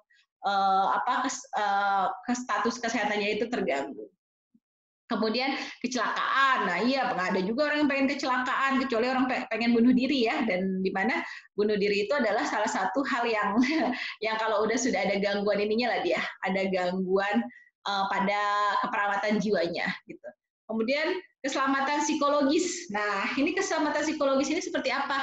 Jadi bebas dari rasa takut dan kecemasan. Contohnya nih, kayak kalian nih sekarang maba, belum ketemu ya kakak-kakaknya ya, karena online kalian aja sekelas belum pernah ketemu ya. Tapi kan kemarin nih ada nih yang viral ospek itu dimarah-marahin sama kakaknya, gara-gara apa sih katanya nggak pakai ikat pinggang atau apalah, saya juga nggak baca detail beritanya. Nah itu kan ada kecemasan gitu loh, ada rasa, ih saya tak, kok kakaknya gitu banget sih marah-marahin gini-gini. Oke lah memang hanya online, tidak terjadi hal apapun, tapi kan itu kekerasan verbal. Nah itulah keselamatan psikologis, kalian itu juga bebas dari rasa takut dan cemas. Jadi kalian bisa ya saya nggak ketakutan, nggak terlalu berasa cemas berlebihan, karena kalau secara teori ketika orang itu takut dan cemas, lapang persepsinya itu jadi menyempit. Contoh kalian bisa berpikirnya lebar, ketika kalian ketakutan itu kalian akan cuma mikir tuh di satu titik gitu loh. Itu yang terjadi. Makanya saya tuh kalau mahasiswa ujian sama saya sangat berusaha memberikan senyum terbaik saya ya. Saya berusaha senyum, saya berusaha, iya nggak apa-apa nah, gini-gini. Walaupun saya tahu kalian itu udah salah ya, asal nggak membahayakan pasien, saya masih senyumin kalian. Karena saya tahu kalian tuh udah stres. Kalau ujian itu pasti tuh anak-anak itu saya udah tahu, udah mikirnya. Kadang-kadang saya di depan mata aja nggak kelihatan sama mahasiswa. Itu pernah kejadian juga saya nguji mahasiswa. Jadi saya tahu ketika kalian cemas ujian, banyak hal yang kalian harusnya bisa melihatnya secara lebar, kalian jadi mikirnya tuh cuma sempit banget karena kalian itu berada di kecemasan. Nah itulah yang sebenarnya tidak boleh terjadi. Tapi kalau ujian kan settingnya berbeda ya. Ujian itu adalah kita mengevaluasi pemahaman kalian. Nah, kemudian kebutuhan rasa cinta, memiliki dan dimiliki. Nah, biasanya meningkat setelah terpenuhi kebutuhan fisiologis dan keselamatan, dan bila individu merasa aman dan selamat, mereka mempunyai waktu dan energi untuk mencari cinta dan rasa memiliki dan dimiliki. Ya, jadi memang tadi saya bilang, kalau kita tadi yang fisiologis sama safety-nya udah selesai, nah baru nih kita mikirin. Jadi kayak contohnya aja lah tadi yang saya gampang kayak, saya kan anak-anak sekarang sukanya nonton Korea, itulah kalian kan bisa menikmati nonton Korea kalau misalnya kayak kalian udah makannya cukup, udah tidurnya cukup, udah di rumah misalnya sambil nyalain AC sambil apa gitu. Ketika kalian sudah merasa oh semuanya udah selesai nih, udah kenyang, udah nggak ngantuk, pengen leyeh-leyeh, pengen apa, nah disitulah kalian akan mulai pengen lihat yang kayak gini-gini, pengen lihat yang bening-bening supaya mata gue nggak sepet ngeliatin laptop mulu. Nah ada kan kayak gitu-gitunya. Jadi memang kebutuhan cinta, memiliki dan dimiliki ini kita akan mulai memikirkan ke kita ketika fisiologis dan keselamatan terpenuhi. Ini juga kebutuhan rasa cinta, memiliki dan dimiliki itu menggambarkan emosi seseorang seperti memberi dan menerima kasih sayang, perasaan dimiliki dan hubungan yang berarti dengan orang lain, kehangatan, persahabatan, mendapat tempat atau diakui dalam keluarga, kelompok, serta lingkungan sosial. Jadi nggak selalu rasa cinta ini harus dengan pasangan berbeda jenis kelamin gitu loh, tapi bisa aja cuma sama teman, bisa dengan orang tua, bisa dengan adik kakak, bisa dengan saudara. Jadi bukan berarti, aduh Bu, saya kalau nggak punya pasangan berarti saya nggak punya kebutuhan cinta memiliki dong. Enggak juga kayak gitu. Jangan jadi alasan ya, Bu, saya tuh harus aktualisasi ini, Bu, saya harus memiliki rasa cinta, Bu, makanya saya harus punya pacar. Nggak kayak gitu juga kali gitu. Jadi kebutuhan rasa cinta itu bisa juga kalian salurkan melalui saudara, ke orang tua, ke teman-teman, ke pokoknya ke hal lain lah, ke lingkungan. Kalau kalian bisa ikut kegiatan Karang Tarunanya atau apa perkumpulan di rumah kalian, nah itu juga untuk rasa cinta memiliki dan dimiliki. Nah, kemudian ini tadi hierarkinya yang keempat tentang self-esteem, penghargaan dan harga diri. Harga diri itu biasanya kita berhubungan dengan kekuatan, pencapaian, rasa cukup, kompetensi, percaya diri, dan kemerdekaan. Jadi ini harga diri ini esteem ya, respect. Bagaimana kita merasa dihargai secara kekuatan kita, kompetensi kita. Contoh misalnya kayak saya, kompetensi saya sebagai dosen S1 dan S2 keperawatan, apa kompetensi saya? Berarti saya bisa mengajar, bisa di keperawatan vokasi ataupun sampai jenjang S1. Tapi kalau mengajar yang S2 keperawatan saya belum bisa karena memang saya baru S2 keperawatan, kan idealnya S2 keperawatan diajar oleh S3 keperawatan. Nah, itulah kompetensinya. Jadi saya harus menyesuaikan dengan background apa yang saya miliki. Kemudian juga percaya diri. Saya udah percaya diri nggak kalau kayak ngajar di saya dulu waktu awal lulus, saya tuh sangat nggak mau jadi dosen. Karena saya pikir, apa yang mau saya omongin ke anak-anak itu ya nggak. Saya pikir, aduh nggak punya jam terbang lah saya. Tapi ya, qadarullah ketika saya sudah kuliah, saya juga pernah praktek di rumah sakit, di situ saya punya percaya diri, oke, saya bisa kok share knowledge gitu loh. Saya bisa membagikan ya beberapa hal lah untuk diskusi dengan mahasiswa. Kemudian kemerdekaan juga. Sekarang nih saya free, sebenarnya kayak saya kan free sebenarnya, saya mau ngatur misalnya walaupun sudah dijadwalkan ya, misalnya saya bilang saya nggak bisa ngajarin pagi lah, saya sore aja atau apa. Nah itu kan sebenarnya ada hal-hal yang memang saya bisa atur. Nah itulah kemerdekaan. Kayak kalian nih sekarang nih, saya bilang dengan sistem pembelajaran online ini mahasiswa itu merdeka. Karena saya tahu nih walaupun videonya aktif ini kelihatannya sih posisi bagus ya, Toto ada yang di tempat tidur, Toto yang sebelahnya itu makanannya tuh sebanyak apa. Jadi kan ada kemerdekaan. And for me is okay gitu loh. Apalagi dengan pandemi ini saya lihat kita harus saling tahu, oke, kamu merdeka dalam hal-hal ini, tapi batasannya tetap ada. Gitu. Nah ini kebutuhan harga diri. Jadi bagaimana kita menghargai diri sendiri. Pertama saya bilang ke mahasiswa, kalian harus bisa menghargai diri kalian sendiri. Karena kalian nanti harus menghargai pasien kalian, dan kalian tidak bisa menghargai pasien kalian kalau kalian tidak menghargai diri kalian sendiri. Jadi sangat penting dari sekarang, hargailah diri kalian sendiri. Saya nggak suka ada mahasiswa yang bilang, Bu saya tuh bego Bu, saya tuh nggak ngerti Bu, saya tuh emang lola Bu atau apa. Saya nggak suka mahasiswa kayak gitu. Kalian harus bisa menghargai diri kalian sendiri, karena nanti kalian harus menghargai pasien kalian. Dan supaya kalian menghargai diri kalian sendiri, kalian itu juga harus dihargai oleh orang lain. Kemudian kebebasan yang mandiri. Kebebasannya itu ya kayak sekarang, kalian ini bebas belajar di rumah, makanan sebanyak apa terserah kalian. Nggak ada yang kalau di dalam kelas kan nggak boleh bawa makanan, nggak boleh bawa minum. Kalau sekarang atur sama kalian, itu kebebasan. Ada prestis, dikenal dan diakui ya, pasti kita pengen ngerasa dikenal gitu loh, diakuin, dan juga penghargaan, ada mendapatkan penghargaan. Nanti kalau misalnya kayak kalian nih, kalau pas Caping Day kan ada tuh penghargaan IPK pertama, IPK kedua, dan IPK ketiga, itu penghargaan. Kemudian kebutuhan penghargaan dan harga diri ini bisa terpenuhi kalau seseorang merasa percaya diri dan berguna, dan tidak terpenuhi kalau seseorang merasa tidak berdaya dan rendah diri. Dan ini tidak boleh. Sebagai seorang perawat, kalian tidak boleh merasa rendah diri dan tidak berdaya. Karena pasien kalian itu dengan kondisi sakitnya, dia sudah merasa seperti ini. Pasien dengan sesak, pasien dengan penyakit jantung, pasien dengan gagal ginjal kronik yang udah dia udah merasa udah merasa rendah diri, udah merasa nggak berdaya. Masa perawatnya seperti itu juga?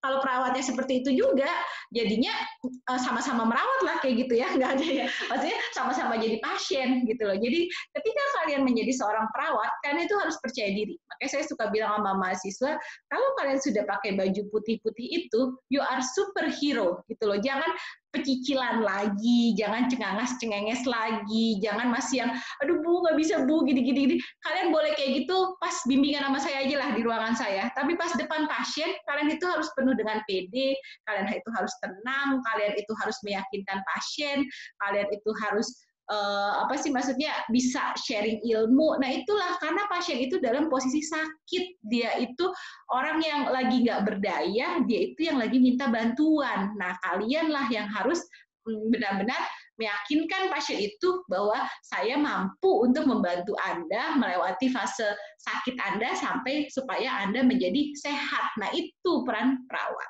Oke. Nah, kemudian selanjutnya,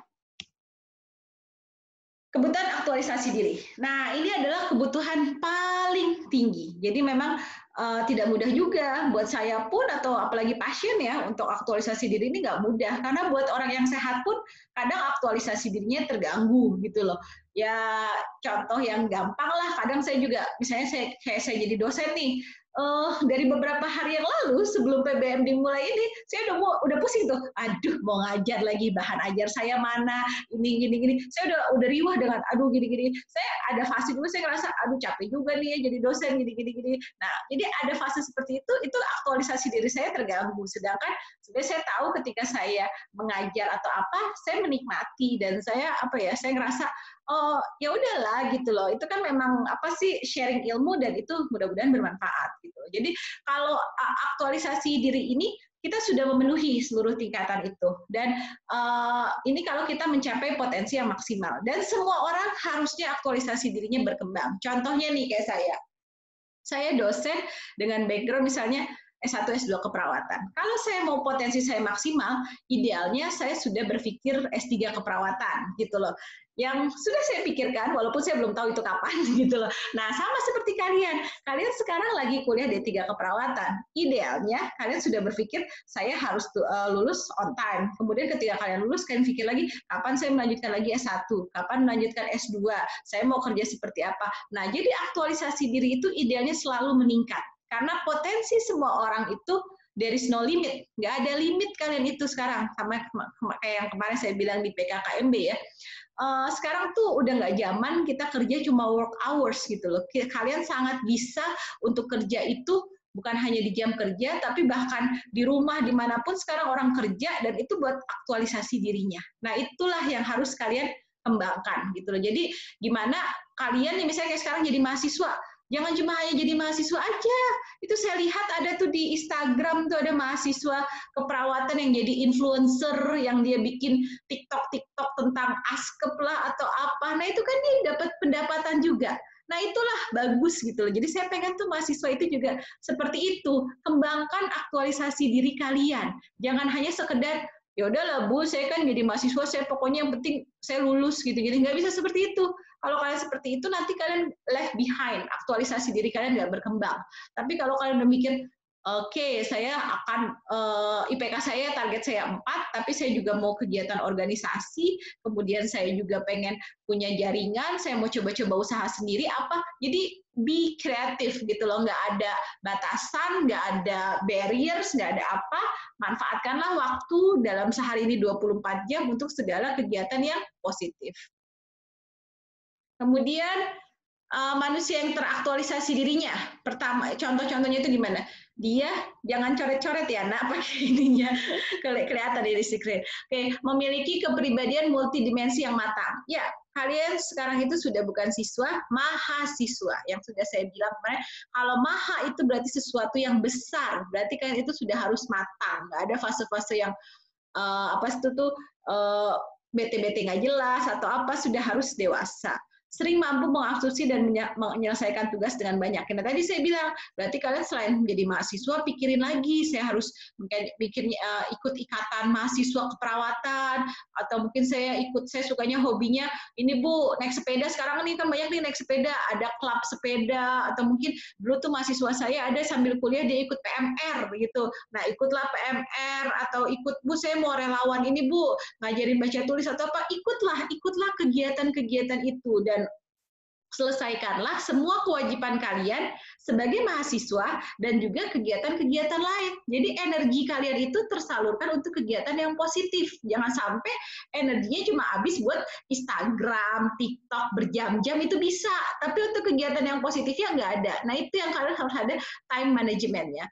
sangat boleh dan sangat sesuai dengan tugas tumbuh kembang kalian membuka media sosial, tapi bagaimana manajemen waktunya itu yang harus kalian atur dari sekarang. Karena waktu itu nggak akan berulang.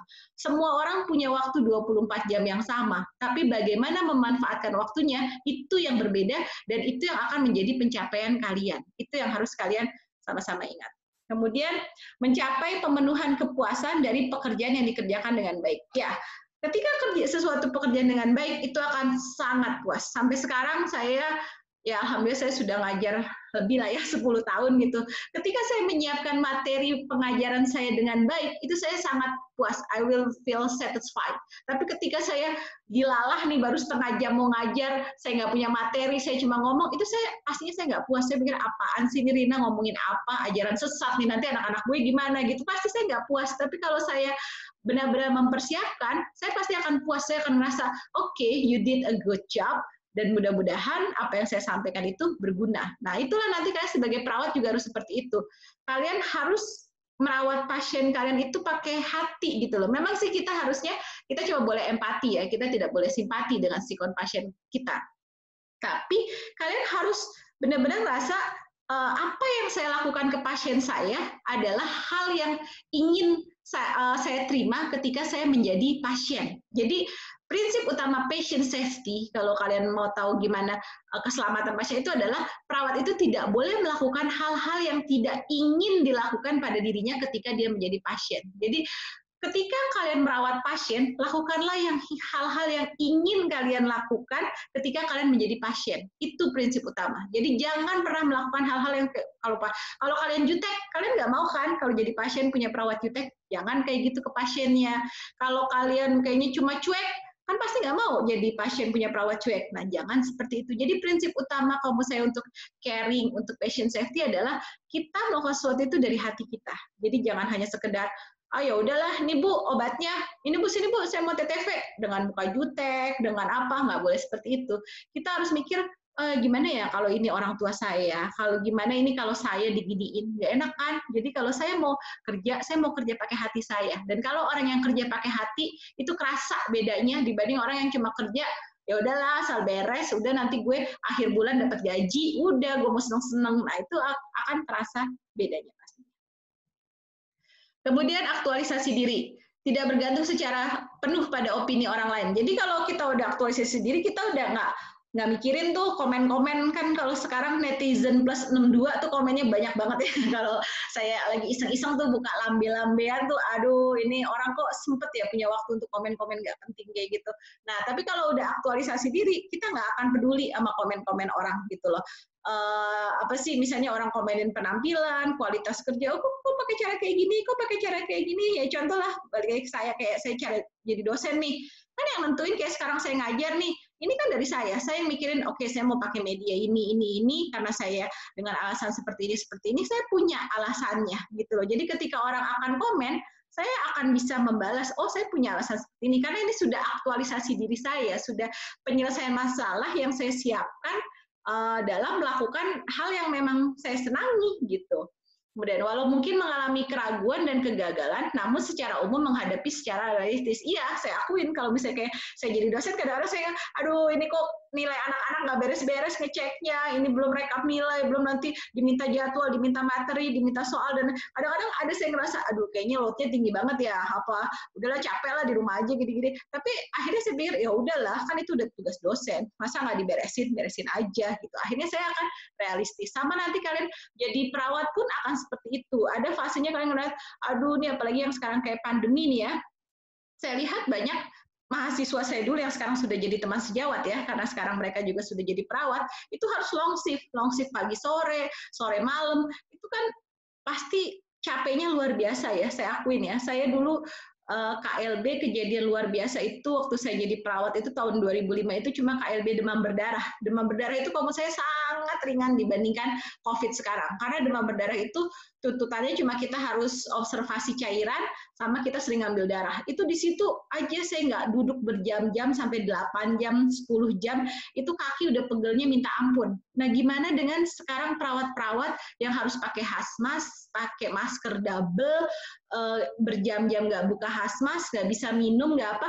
Nah, itu kan pasti akan ada frustasinya. Pasti akan ada, ini apa sih nih, ngapain sih gue kerja kayak gini banget gitu loh. Kenapa sih gue sampai kerja mati-matian kayak gitu? Kalau kalian nggak ada aktualisasi diri di sana. Saya sampai sekarang masih hubungan sama teman-teman saya di grup Evika gitu loh. Di situ saya lihat kalau malam-malam tuh teman-teman saya yang perawat ruangan tuh kadang mereka kayak frustasi gitu loh. Mereka akan bilang, ini pasien kapan turunnya? Ini kenapa pasien nggak turun-turun? Kita tuh udah capek. Perawat-perawat udah mulai imunnya turun atau apa. Ada mereka frustasi seperti itu. Tapi ketika mereka harus kembali kerja, mereka akan realistis dan tetap akan mereka jalani. Nah itulah, jadi aktualisasi kita pun akan naik turun. Nah, ini aktualisasi diri itu kita harus mengenal diri kita sendiri. Kita harus paham apa sih kekuatan dan kelebihan kita gitu loh. Kayak kalian jadi mahasiswa, kalian harus tahu gimana sih cara belajar saya. Saya tuh orangnya seperti apa ya? Saya tuh lebih cepat belajar nulis. Nih kayak ini saya lihat ada yang dengerin penjelasan saya, dengerin headsetnya kayaknya khusyuk banget. Saya nggak tahu tuh headsetnya suara saya atau apa. Ada yang sambil nulis sih kan, ada yang sambil cuma ngeliatin saya senyum-senyum, saya nggak tahu itu sambil ngobrol sama yang lain lagi atau apa. Nah, pelajarilah bagaimana cara belajar kalian yang efektif. Karena yang tahu itu adalah kalian gitu. Nggak mungkin dari dosen atau apa. Kalian harus ngenalin gimana sih cara belajar saya yang efektif. Apa saya ngedenger aja cukup? Atau saya harus nulis, atau saya harus ngerangkum lagi, atau saya harus belajar kelompok. Nah, itu yang bisa belajar ya hanya kalian.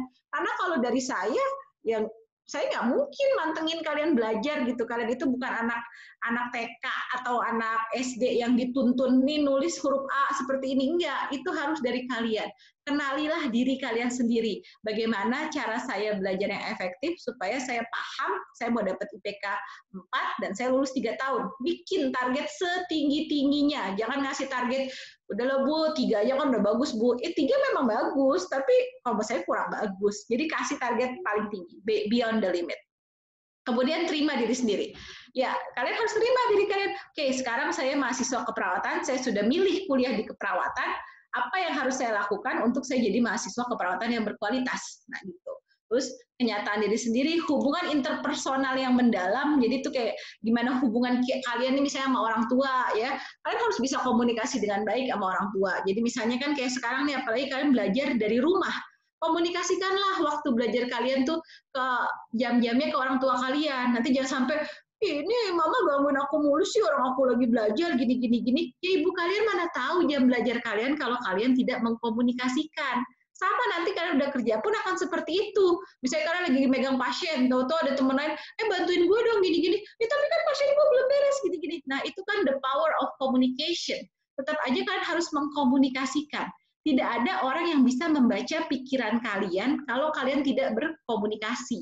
Nah, makanya kalian tuh harus bisa benar-benar, ya udahlah, saya tuh jadwal saya seperti ini, kenapa saya, kayak misalnya kalian jelasin ke orang tua, maaf Pak, aku tuh dari jam 8 sampai jam 4 tuh aku kuliah, aku mau di kamar aja ya, nanti aku bantuin mama pagi-pagi aja, pagi-pagi sama sore. Nah, itu dikomunikasikan. Jadi kita harus punya hubungan interpersonal yang baik juga, supaya juga rencana-rencana kalian dan plan-plan yang sudah kalian jalani itu bisa berjalan. Oke, kemudian setelah itu, sorry, nih saya sambil admit soalnya, jadi masih ada teman-teman kalian yang masuk, jadi kadang-kadang kepencet. Penghargaan diri sendiri tadi yang sudah saya bilang ya, hargai diri kalian. Bagaimanapun tidak ada orang yang jelek, tidak ada orang yang bodoh, tidak ada orang yang tidak baik. Itu tinggal bagaimana kalian menghargai diri kalian dan berusaha di jalan yang baik. Pemenuhan diri sendiri, kemudian persepsi yang sehat dan realistis. Oke, be healthy and realistic. Jadi jangan terlalu muluk-muluk lah gitu loh. Kalau memang kayak sekarang, oke, saya mau jadi mahasiswa keperawatan, ya kasih targetnya kalau kuliah D3 ya lulusnya 3 tahun. Jangan bilang, Bu saya mau mahasiswa keperawatan yang berkualitas banget, Bu saya maunya 1 tahun. Ya nggak bisa lah, orang programnya 3 tahun, gimana caranya saya mau bikin 1 tahun gitu loh. Jadi realistis, Sesuaikan target-target kalian, sesuaikan dengan sikon dan keadaan masing-masing. Contoh juga kalian harus lihat nih kayak kondisi ekonomi keluarga gimana. Kalau keluarga saya misalnya pas-pasan, ya berarti gaya hidup saya juga jangan ngarep amat kayak teman saya yang tiap hari bawa mobil atau apa. Nah itu kan being realistic gitu. Kita menerima keadaan diri kita dan kita berdamai dan kita malah mikir ya udah kalau memang saya nggak punya mobil atau nggak punya motor kayak teman saya bisa naik sepeda, tapi kan saya lebih sehat, tapi kan saya lebih apa, jadi pikirkanlah hal-hal positif supaya kalian juga all the positive thing will comes to you also. Gitu.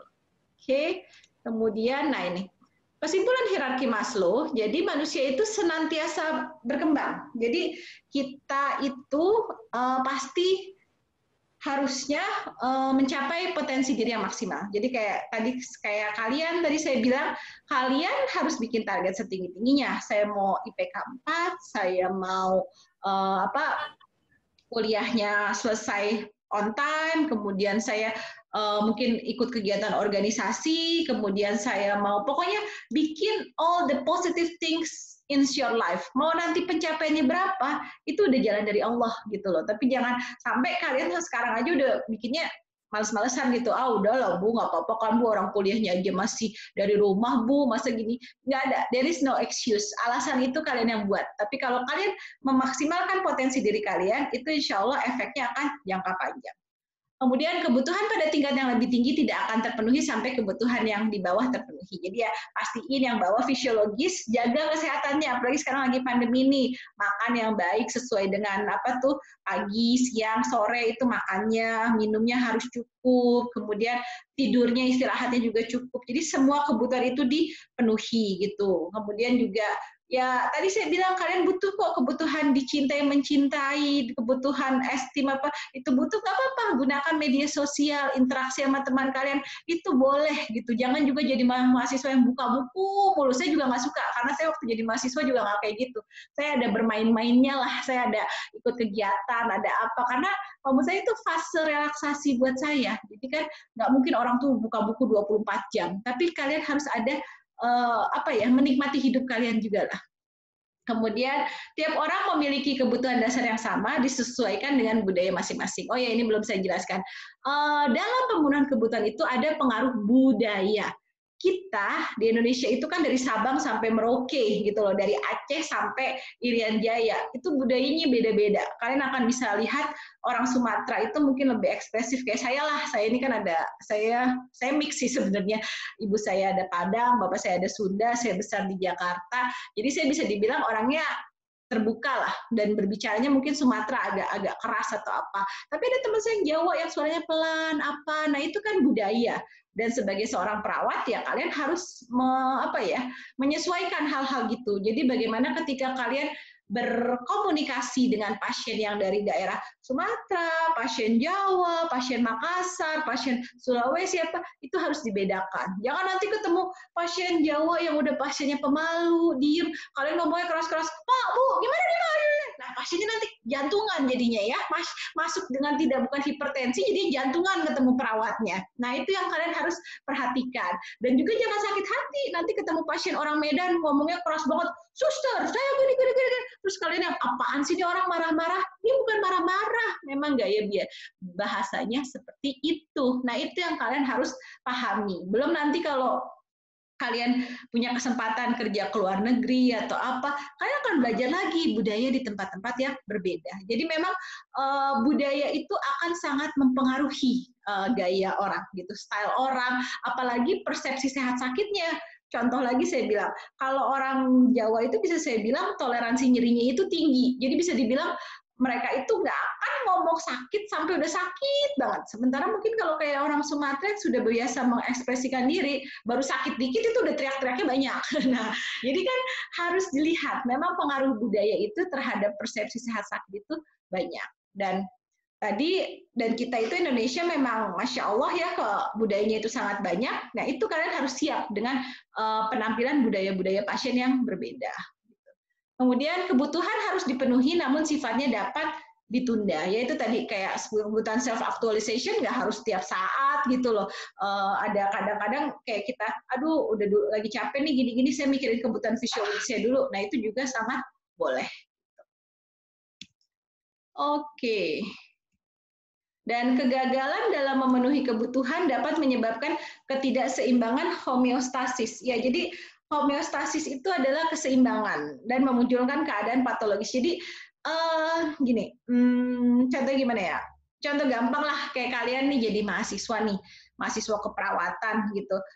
Idealnya kan kalian sekarang sudah, oh saya ngerasa happy, saya jadi mahasiswa, saya mau belajar yang benar, saya ini. Tapi ternyata kalian merasa, oh, saya nggak ngerti banget nih pelajarannya apa gini-gini, terus kalian frustasi, menarik diri. Nah itu kan bisa jadi kalian nanti sakit, kalian nanti ada misalnya kalau ada yang sakit mah asam lambungnya meningkat apa. Nah itulah kegagalan karena oh saya nggak bisa teraktualisasi nih jadi mahasiswa ini atau apa. Nah itu bisa seperti itu.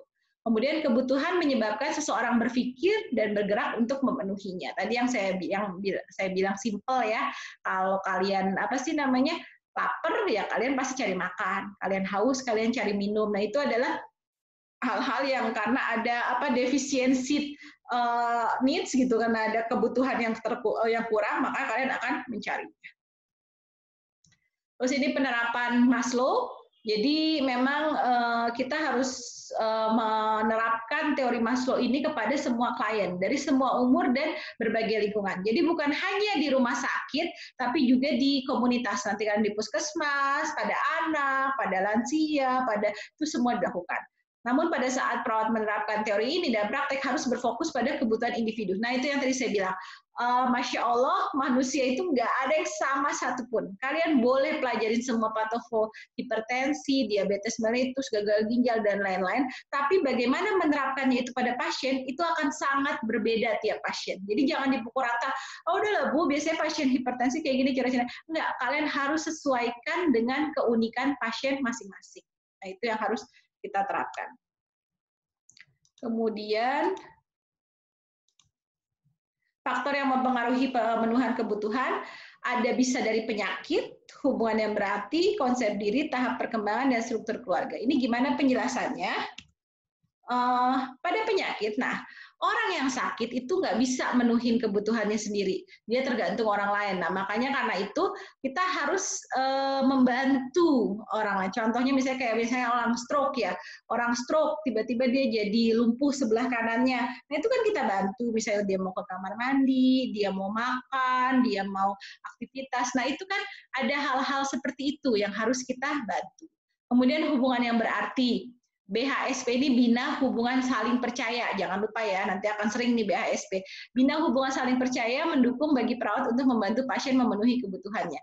Makanya dari sekarang saya bilang, jadi perawat itu jangan jutek, ya, jangan gampang cemberut, gampang kesel gitu. Karena kita harus membina hubungan saling percaya. Dan kalau pasien udah percaya sama kita, dia akan trust untuk menceritakan semuanya. Tapi kalau ketemu perawatnya aja udah manyun, udah perawatnya mukanya tekuk-tekuk, perawatnya udah kesel apa gitu, itu pasiennya nggak akan trust. Kita harus bikin pasien itu trust sama kita, baru semua kebutuhan dia holistik itu akan dia ceritakan dan dia sharing sama kita. Kemudian setelah itu, konsep diri, individu dengan konsep diri positif akan menganalisa dan memenuhi kebutuhannya dengan cara yang sehat. Ya, semua ketika kalian siap menjadi perawat, nanti saya harap semester depan lah ya, kalian itu sudah caping day, kalian mengangkat janji sebagai seorang perawat, kalian itu harus punya konsep diri positif. Dalam arti tadi saya bilang, kita itu mengurusi orang yang sakit, orang yang sudah tidak positif nih. Orang sakit kan maksudnya pasti ada sesuatu yang imbalance dalam hidupnya. Jadi kita harus sangat menebar aura positif. Kalau kita nggak nebar aura positif, gimana orang ini mau sehat? Kalau perawatnya itu jutek, perawatnya itu marah-marah, perawatnya itu matanya melotot, perawatnya itu banting-banting filingnya dibanting-banting gimana pasiennya mau sehat? Jadi memang perawatnya itu dulu yang harus benar-benar menghargai dirinya sendiri, perawatnya memberikan aura positif, jadi nanti pasiennya juga akan positif. Insya Allah akan menjadi ke arah yang lebih baik.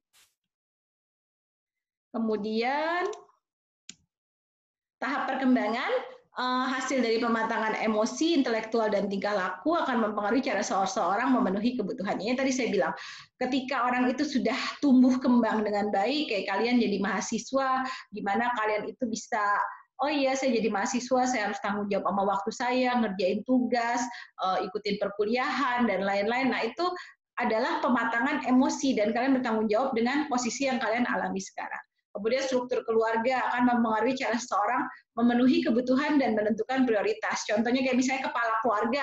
Kepala keluarga pastinya akan benar-benar tanggung jawab gimana nih supaya istri saya makan, anak-anak saya, anggota keluarga saya semuanya sejahtera dan lain-lain. Itu harus benar-benar dipenuhi gitu loh.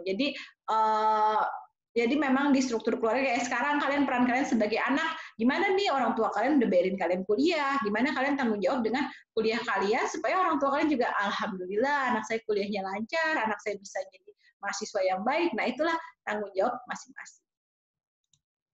Oke, itu untuk perkuliahan tentang konsep dasar kebutuhan manusia.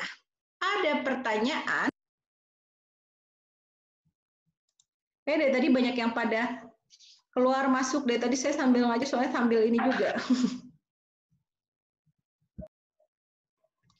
Ada pertanyaan kan, Nak? Ayo, boleh nanya yang boleh di kolom chat atau nanya langsung juga nggak apa-apa. Masa Ibu ngomong sendiri sih? Kan capek juga tuh ngomong sendiri. Temenin atuh Ibu ngomong.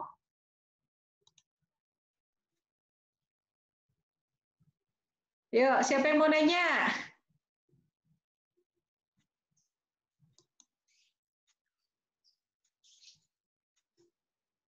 Ayo, ada yang mau nanya nggak? Astri, siapa nih? Tiara, Vera, Atik. Tuh, Ibu kalau ngomong namanya tiba-tiba hilang videonya. Aduh, ya ampun. Ayo, gimana? Ada yang mau nanya nggak, Nak? Apa kira-kira yang belum paham nih kira-kira tentang konsep dasar kebutuhan manusia?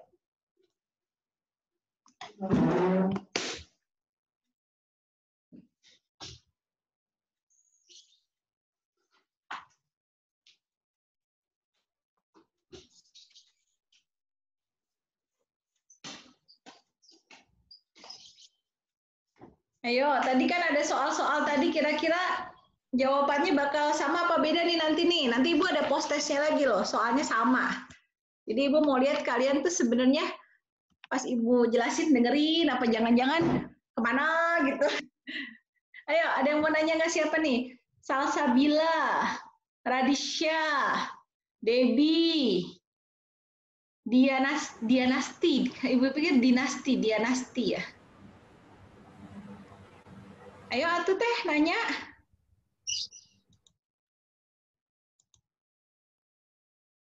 Yakin ini nggak ada pertanyaan? Apa Ibu mau nanya. Ayah, apa sayang? Saya Angelika Nomi, Ibu mau nanya. Ada nggak Bu dampak negatif kalau misalnya salah satu dari aktualisasi diri kita tuh nggak terpenuhi? Dampak negatifnya ya pastinya tadi kan ada dibilang ketika suatu kebutuhan itu tidak terpenuhi akan ada terganggu homeostasisnya gitu loh. Homeostasisnya itu keseimbangan gitu. Tapi kan itu kan dalam maksudnya itu kan rentang ya gitu. Jadi memang nggak selalu semuanya harus aktualisasi diri itu harus selalu terpenuhi atau apa. Tapi dampaknya pasti ada. Kalau ada misalnya kayak kalau yang simpel aja lah, kayak misalnya kalian lagi lapar, tiba-tiba nggak ada makanan sama sekali, ya pasti efeknya nanti kalian jadi lemes karena nggak ada asupan makanan. Terus habis itu nanti kalau kalian kalau sampai nggak makan berbulan-bulan bisa jadi sakit dan lain-lain. Tapi kalau aktualisasi diri ini kan yang paling tinggi nih, yang the highest itu adalah potensi manusia yang paling tinggi gitu. Makanya saya bilang kalau kayak jadi mahasiswa kalian pengennya IPK 4 gitu. Tapi kalau IPK 4 nggak tercapai gimana? Apakah kalian jadi orang yang tidak percaya diri? Apa kalian nggak juga gitu loh. Harusnya kalian tuh harus pikir, oke, mungkin saya nggak dapat nih IPK 4, tapi saya punya hal lain bikin saya bisa lebih hebat dari mahasiswa yang IPK 4. Contohnya nih, kan bisa lihat banyak sekali ya orang-orang muda dan hebat yang ternyata kuliah pun nggak lulus gitu. Jadi belum tentu juga kalau nanti kalian ngerasa, Bu, IPK saya tuh nggak bagus, Bu, saya tuh nggak kuliah itu sebenarnya karena kepaksa gini. Oke lah, boleh itu. Tapi carilah apa sih aktualisasi diri kalian yang benar-benar menjadi ciri khas kalian, dan itu bisa kalian benar. Makanya tadi dibilang realistis, be realistic with yourself gitu loh. Semua orang itu punya kelebihan dan kekurangan masing-masing, nggak bisa pukul rata. Saya pun sama mahasiswa, saya nggak pernah pukul rata. Saya mau kalian semua IPK-nya 4, ya maunya saya memang seperti itu. Tapi kan balik lagi IQ orang berbeda-beda, kemampuan menangkap orang berbeda-beda. Nah di situ yang memang kalau saya sebagai dosen tugas saya tuh sebenarnya lebih berat tugas saya ketika mahasiswanya daya tangkapnya agak kurang, saya harus ngebimbing pelan-pelan. Tapi ternyata kadang ya alhamdulillah setelah pengalaman saya ngajar bertahun-tahun gitu, ternyata kadang mahasiswa yang kurang itu dia punya kelebihan lain gitu loh. Mungkin pas ujian nih, pas ujian yang kayak gini-gini, range nilai 0 sampai 100, mungkin dia cuma dapetin 40, 50. Tapi pas saya lihat ke pasien, Masya Allah bagus gitu komunikasi dia ke pasien, gimana caring dia ke pasien, gimana dia komunikasi ke keluarga pasien. Jadi saya yakin semua orang itu punya kelebihan masing-masing dan bagaimana kalian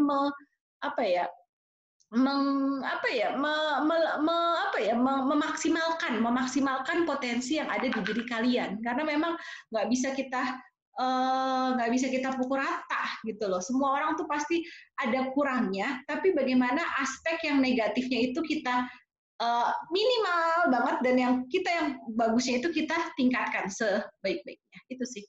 Jadi kalau menurut saya aktualisasi diri itu bukan langsung, Bu, saya kayaknya nggak punya aktualisasi diri deh, Bu, gimana saya mau mencapai, bukan langsung gitu aja. Nanti pelan-pelan kalian akan mendapatkan. Kayak anak kecil aja yang saya bilang, anak kecil umur setahun, itu aktualisasinya sekedar bisa jalan, dari tadinya dia ngerambat, mungkin aktualisasinya cuma sekedar dia udah bisa jalan tanpa ngerambat, tanpa pegang tangan, itu udah aktualisasi diri buat dia. Jadi buat kalian pun yang menentukan apa saja aktualisasi diri kalian itu adalah dari diri kalian, dengan segala kelemahan atau kekuatan masing-masing. Kira-kira seperti itu. Oke, apalagi? Apalagi pertanyaannya ya tadi Angelic ya? Yang nanya ya. Oke, siapa lagi yang mau nanya? Ini masih pada, oh nih Bu lihat. Jenny sudah jelas? Masih kemut saya, nggak kedengeran Ibu. Jelas, Bu. Oh, jelas ya Jenny. Oke. Oh ini Nur Hayati nanya, Ibu gimana tipsnya menjalin hubungan yang baik terhadap pasien sehingga menghasilkan hubungan saling percaya antara pasien dengan perawat? Oke. Ya, untuk anak kelas reguler ya terutama ya. Kalau untuk yang kelas karyawan sih saya rasa sudah cukup banyak jam terbang ya dengan pasien ya. Saya pun dulu ngerasain tuh. Saya dulu kan kelas reguler lah, maksudnya saya kan dulu kan kalau di Evika tuh kan 3,5 tahun sarjananya, setahun profesinya. Aduh, fase profesi itu fase menegangkan buat saya. Setiap pagi saya buat ketemu pasien itu saya banyak deg-degan, banyak aduh gimana nih mau ngomong sama pasien gitu-gitu, stres lah. Tapi kalau saya gimana cara bina hubungan trust dengan pasien? Ya, you need to work with your heart gitu. Kerja dengan hati kalian. Tadi saya bilang, perlakukan pasien bagaimana kalian mau diperlakukan gitu loh. Jadi kalian seneng disenyumin sama pasien sama perawat gitu. Ya udah kalian senyum, datang pagi itu senyum, kasih senyum yang tulus. Selamat pagi Pak, Bu, gimana kabarnya? Ibu sama Bapak sudah makan? Ada yang mau saya bantu? Jadi lakukan hal itu yang tulus, yang memang dari hati kalian, bukan karena kepaksa, bukan baiknya pas mau ujian doang, ini dosen mau datang, nanti saya mau ujian, udah saya baik-baikin pasien. Nah, kayak gitu nggak akan terbina hubungan saling percaya sama pasien kalian. Tapi kalau kalian dari awal ketemu pasien itu, kalian sudah benar-benar senyumnya itu tulus, kalian ngelakuin apa-apa itu tulus, kalian kalau saya tuh sering kalau saya ketemu pasien tuh kalau dia lebih tua ya, seumuran orang tua saya sering mikir ini tuh anggap aja kayak orang tua saya. Gimana saya pengen orang ini dirawat, ini yang akan orang tua saya dirawat, ini yang akan saya lakukan kepada pasien ini.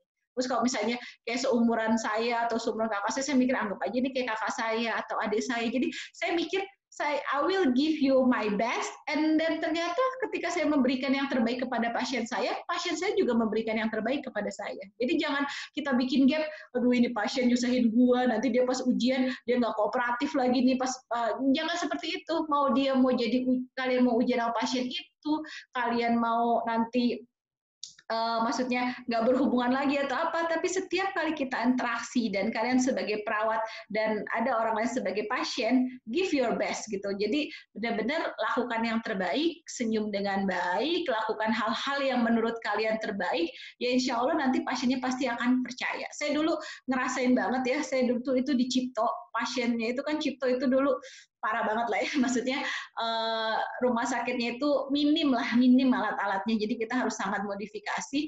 Dan saya masih sangat tidak punya pengalaman. Jadi saya itu deg-degan banget ngomong sama keluarga pasien. Tapi saya tiap pagi itu saya datang, saya akan ngecekkan pasiennya itu dengan stroke ya, dia udah paralyzed semua. Saya banyak banget tindakan saya harus ngasih makan NGT, ganti positioning, kemudian memandikan, apa segala macam lah. Nah, itu saya akan datang, saya kan harusnya masuk jam 8. Saya senang datang jam 7.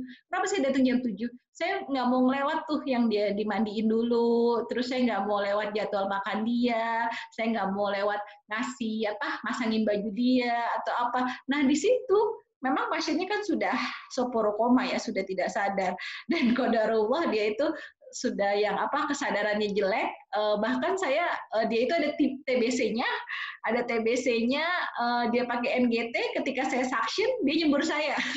Jadi ya itu mungkin ya udah jalannya kayak gitu ya, tapi saya ketika ngerawat dia saya mikir ini orang kasihan gitu loh, jangan sampai orang tua saya seperti ini, dan saya pengen benar-benar ngerawat dia, dan itu malah keluarganya itu trust banget. Bahkan saya ingat banget, saya waktu itu mau ujian, saya juga tuh waktu itu kan tindakannya tuh NGT, itu jam berapa ya, saya lupa. Jadi kan kadang dosen itu datangnya telat. Nah, keluarganya itu yang tetap mempertahankan, bilang ke perawat lainnya, enggak, jangan, nanti suster yang biasa aja, soalnya nanti susternya ini gini-gini. Jadi bahkan keluarganya pun mendukung saya untuk melakukan tindakan-tindakan yang sudah saya biasa lakukan gitu. Itu karena dia percaya sama saya, karena dalam sekitar seminggu lah saya sama pasien itu, ya saya benar-benar saya lakuin semuanya gitu tanpa disuruh. Saya benar-benar saya bikin rencana keperawatan saya udah tahu ini dia kapan harus pindah posisinya, kapan perawatan ulkusnya, kapan perawatan oral hygiene-nya. Kan kalau saya dulu tuh senang sama pasien stroke, karena pasien stroke itu banyak tindakannya, jadi saya benar-benar bisa optimal sama perawatan pasiennya. Nah, disitulah ketika kita melakukan hal itu, tanpa kita harus bekerja keras, pasien dan keluarganya itu langsung trust kok sama kita. Jadi lakukanlah dengan hati kalian, lakukanlah dengan caring kalian, dan insya Allah, karena kita berhadapan itu dengan manusia ya, bukan mesin. Kalau mesin bisa kalian bohong-bohongin, bisa kalian akal-akalin. Ini manusia itu nggak bisa diakal-akalin. Mereka punya perasaan dan mereka akan ngerasa, ini orang tulus apa enggak sama saya. Jadi kita berusaha tulus, berusaha baik, ya insya Allah nanti juga pasiennya sama kita akan baik dan akan kooperatif pastinya, gitu kurang lebih. Oke, apa lagi? Despita. Wah, ini pada seneng nanyanya di chat ya. Ibu, saya Despita, bertanya kalau kita menghadapi pasien yang gangguan kejiwaan gimana, Bu? Ini masih keperawatan dasar, Nak. Nanti kalian akan belajar ngadepin pasien jiwa tingkat 2 kalau nggak salah ya, tingkat 2. Semester 4 itu ada, kalian nanti akan belajar bagaimana tahap-tahap membina hubungan saling percaya dengan pasien jiwa, bagaimana terminasi, bagaimana kontraknya, itu kalian akan belajar. Tapi di keperawatan dasar, kita belajar pasien yang sehat dulu ya, masih sehat yang umum dulu, yang dewasa dulu. Nanti keperawatan jiwa itu panjang lagi ininya, penjelasannya gitu. Oke, apa lagi? Siapa lagi, ada yang mau nanya lagi?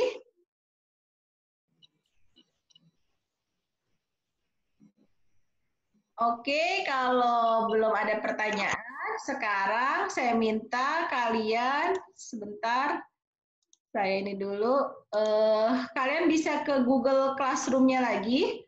Di mana Google Classroom kalian ya? Kalian bisa, nanti akan saya ini dulu, masih ada pertanyaan apa nggak nih? Saya pastiin dulu deh. Masih ada yang mau menanya kah? Bu, mau ikut tanya? Iya, boleh sayang. Tadi yang struktur itu, kalau yang struktur itu bisa diulangin nggak, Bu? Tadi kurang paham. Yang mana, Neng? Yang struktur keluarga. Oh, struktur keluarga. Oke, bentar Ibu share lagi ya. Oke. Struktur keluarga. Oh, yang bagaimana pengaruh ini ya? Pengaruh harga yang di terakhir ya? Faktor yang mempengaruhi ya? Iya, betul, Bu. Iya, bentar ya sayang. Oke, ini ya. Jadi faktor yang mempengaruhi kebutuhan kalau terkait struktur keluarga. Jadi struktur keluarga ini akan mempengaruhi cara seseorang memenuhi kebutuhan dan menentukan prioritas. Tadi yang saya contohin ini, kalau seseorang itu menjadi kepala keluarga, pastinya dia akan sangat mati-matian lah untuk memenuhi kebutuhannya, karena bukan kebutuhan dia doang, dia akan mikirin anggota keluarganya. Jadi kayak kepala keluarga itu kan bapak idealnya. Nah, seorang bapak ketika kerja dia akan mati-matian supaya semua istrinya, anaknya, kalau dia ada orang tuanya semua kebutuhan itu terpenuhi. Nah, jadi itu bagaimana beda contohnya dengan kalian sebagai anak kan, misalnya kalian sebagai anak, kalian kalian kan nggak tahu bagaimana mencari nafkah, mencari ini pasti kan akan lebih cuek aja, ada duit ya kalau dikasih bapak, kalau nggak dikasih bapak ya udah gitu. Jadi kan kalian nggak akan ada gimana berjuang mati-matiannya supaya semua kebutuhan ini terpenuhi. Jadi itu maksudnya. Kalau seseorang ketika dia menjadi kepala keluarga, pasti dia akan bagaimana perjuangannya untuk memenuhi kebutuhannya itu akan lebih tinggi dibandingkan anggota lain yang hanya menjadi anggota keluarga gitu loh. Seperti itu. Jadi sama juga ya, saya juga ada misalnya kayak mahasiswa yang ternyata dia kuliahnya semua bayar sendiri. Nah, itu kadang saya tahu tuh, kalau mahasiswa yang kuliahnya bayar sendiri atau dia sambil kerja, itu biasanya jauh lebih dewasa dibandingkan mahasiswa yang yang tinggal terima duit dari orang tua lah, karena dia tahu kalau saya kuliah nggak benar, nanti saya bayar semesteran lagi, nanti ini lagi, jadi berpikir panjang seperti itu kira-kira. Oke, kira-kira kegambar Deti? Oke, ya. Oke, ada pertanyaan lagi? Zahwa gimana Bu Sipen? Jelas Bu Sipen? Ibu, aku mau bertanya. Boleh. Mas, selama pengalaman saya kerja di klinik ya Bu, untuk menghadapi pasien yang so tahu atau nggak terima sama hasil dari penyakit dia itu gimana ya Bu? Ya, pasien itu unik ya. Saya bilang lagi memang pasien itu Masya Allah unik-unik banget ya. Saya pun juga pernah kok dimarahin pasien di didoain yang kayak film-film azab itulah ya, pernah juga kayak gitu. Tapi mungkin balik lagi ke komunikasi. Jadi Zahwa coba jelaskan sepengetahuan Zahwa, sekapabilitas Zahwa, maksudnya sekapabilitas sesuai dengan peran Zahwa. Sebenarnya terkait data medis atau data hasil lab atau apa itu sebenarnya bukan wewenang dari perawat, itu adalah wewenang dari dokter. Karena efeknya aja adalah ke status kesehatan mereka yang itu efeknya adalah ke rentang dia sehat atau sembuh dan lain-lain ya, itu adalah wewenang dokter. Sebagai perawat sebenarnya peran kita hanya mengedukasi dan advokasi, jadi kita hanya menambahkan atau meyakinkan oh iya ini berarti yang begini kondisinya atau apa, jadi tapi bagaimana yang penjelasan awal itu sebenarnya harusnya dari dokter.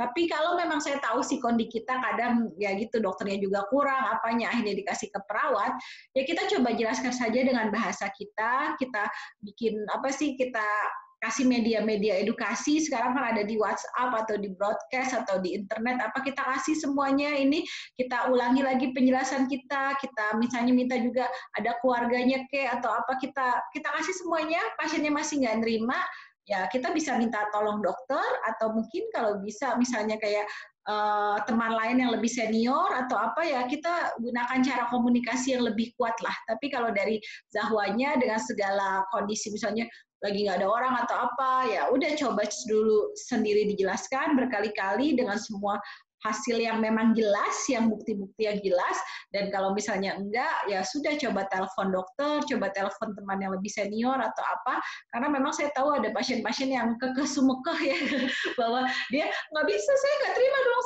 ya itu kadang-kadang memang itu ada harus kita agak sedikit keras, harus dengan sedikit power gitu, dan mungkin kalau kalian masih awal-awal belum tentu punya power yang sama gitu loh. Jadi ya nggak apa-apa, nanti itu latihan juga gitu. Kadang memang ya kita memang idealnya kita itu being nice to everyone gitu loh. Tapi ada kondisi ternyata being nice itu nggak semuanya bisa diterapkan. Ada ternyata yang kita harus agak being a little bit using our power gitu loh, menggunakan power. Nah, memang kalau memang ternyata keadaan memaksa seperti itu ya nggak apa-apa. Tapi kita harus berproses dengan baik. Tetap kita harus berproses dengan baik karena tetap aja pada akhirnya sebenarnya pasien pun tidak boleh abusif ke perawat. Jadi kalau kita lihat di negara berkembang ya, kayak di Australia itu kadang banyak banget tulisan di rumah sakitnya, do not harm our nurses. Jadi memang ada ini bahwa pasien perawat itu dilindungi kok secara hukum. Jadi kalau kita masih berproses dengan baik, kita dilindungi secara hukum. Jadi yang pastinya tetap berproses dengan baik, ikuti SOP-nya, kita sudah menjelaskan dengan data ini, data ini, data ini. Terus kalau misalnya di perawat yang paling junior belum bisa, ke perawat yang middle dulu, yang tengah, terus perawat yang tengah nggak bisa, ke perawat senior nggak bisa, ke dokter, kita ikutilah hierarki itu dulu semuanya. Dan kalau memang masih nggak bisa atau apa, ya berarti mungkin kita harus panggil security atau apa. Nah, kadang kita harus seperti itu, nggak tahu lah. Jadi kadang memang kita harus agak fleksibel, tapi ya memang saya akui, saya pun pernah kok ketemu pasien-pasien kayak gitu. Itu udah indahnya perjalanan menjadi seorang perawat lah, kira-kira. Oke, cukup Zahwa? Cukup, Bu. Terima kasih. Iya, sama-sama. Oke. Ada lagi pertanyaan? Oke, kalau tidak ada pertanyaan, saya tutup dulu di Zoom kita kali ini ya. Kan saya waktunya sampai dengan jam 12, nanti saya lanjutkan dengan penugasan di Google Classroom. Oke, terima kasih atas perhatiannya. Nanti kita sambung lagi hari Rabu ya, Zahwa ya? Ada lagi ya keperawatan dasar ya? Iya, Bu. Di hari Rabu. Oke, hari Rabu nanti kita lanjutkan. Nanti saya kasih topik-topiknya dulu, tapi mungkin harinya belum ini ya. Nanti filenya saya kirim ke Zahwa dulu. Zahwa kalau saya lupa, WhatsApp aja ya. Kadang saya kalau udah nyiapin yang lain jadinya agak lupa. Oke, Iya, Bu. pertanyaannya nanti jangan bosan ya, Ibu akan banyak ngasih kalian materi, jadi siapin kuotanya dan lain-lain ya. Mudah-mudahan kalian semakin rajin juga dan yakinlah menjadi perawat. Oke, terima kasih kehadirannya. Ibu tutup. Assalamualaikum warahmatullahi wabarakatuh. Waalaikumsalam warahmatullahi wabarakatuh. Terima kasih, Bu. Terima kasih, Bu. Terima kasih, Bu.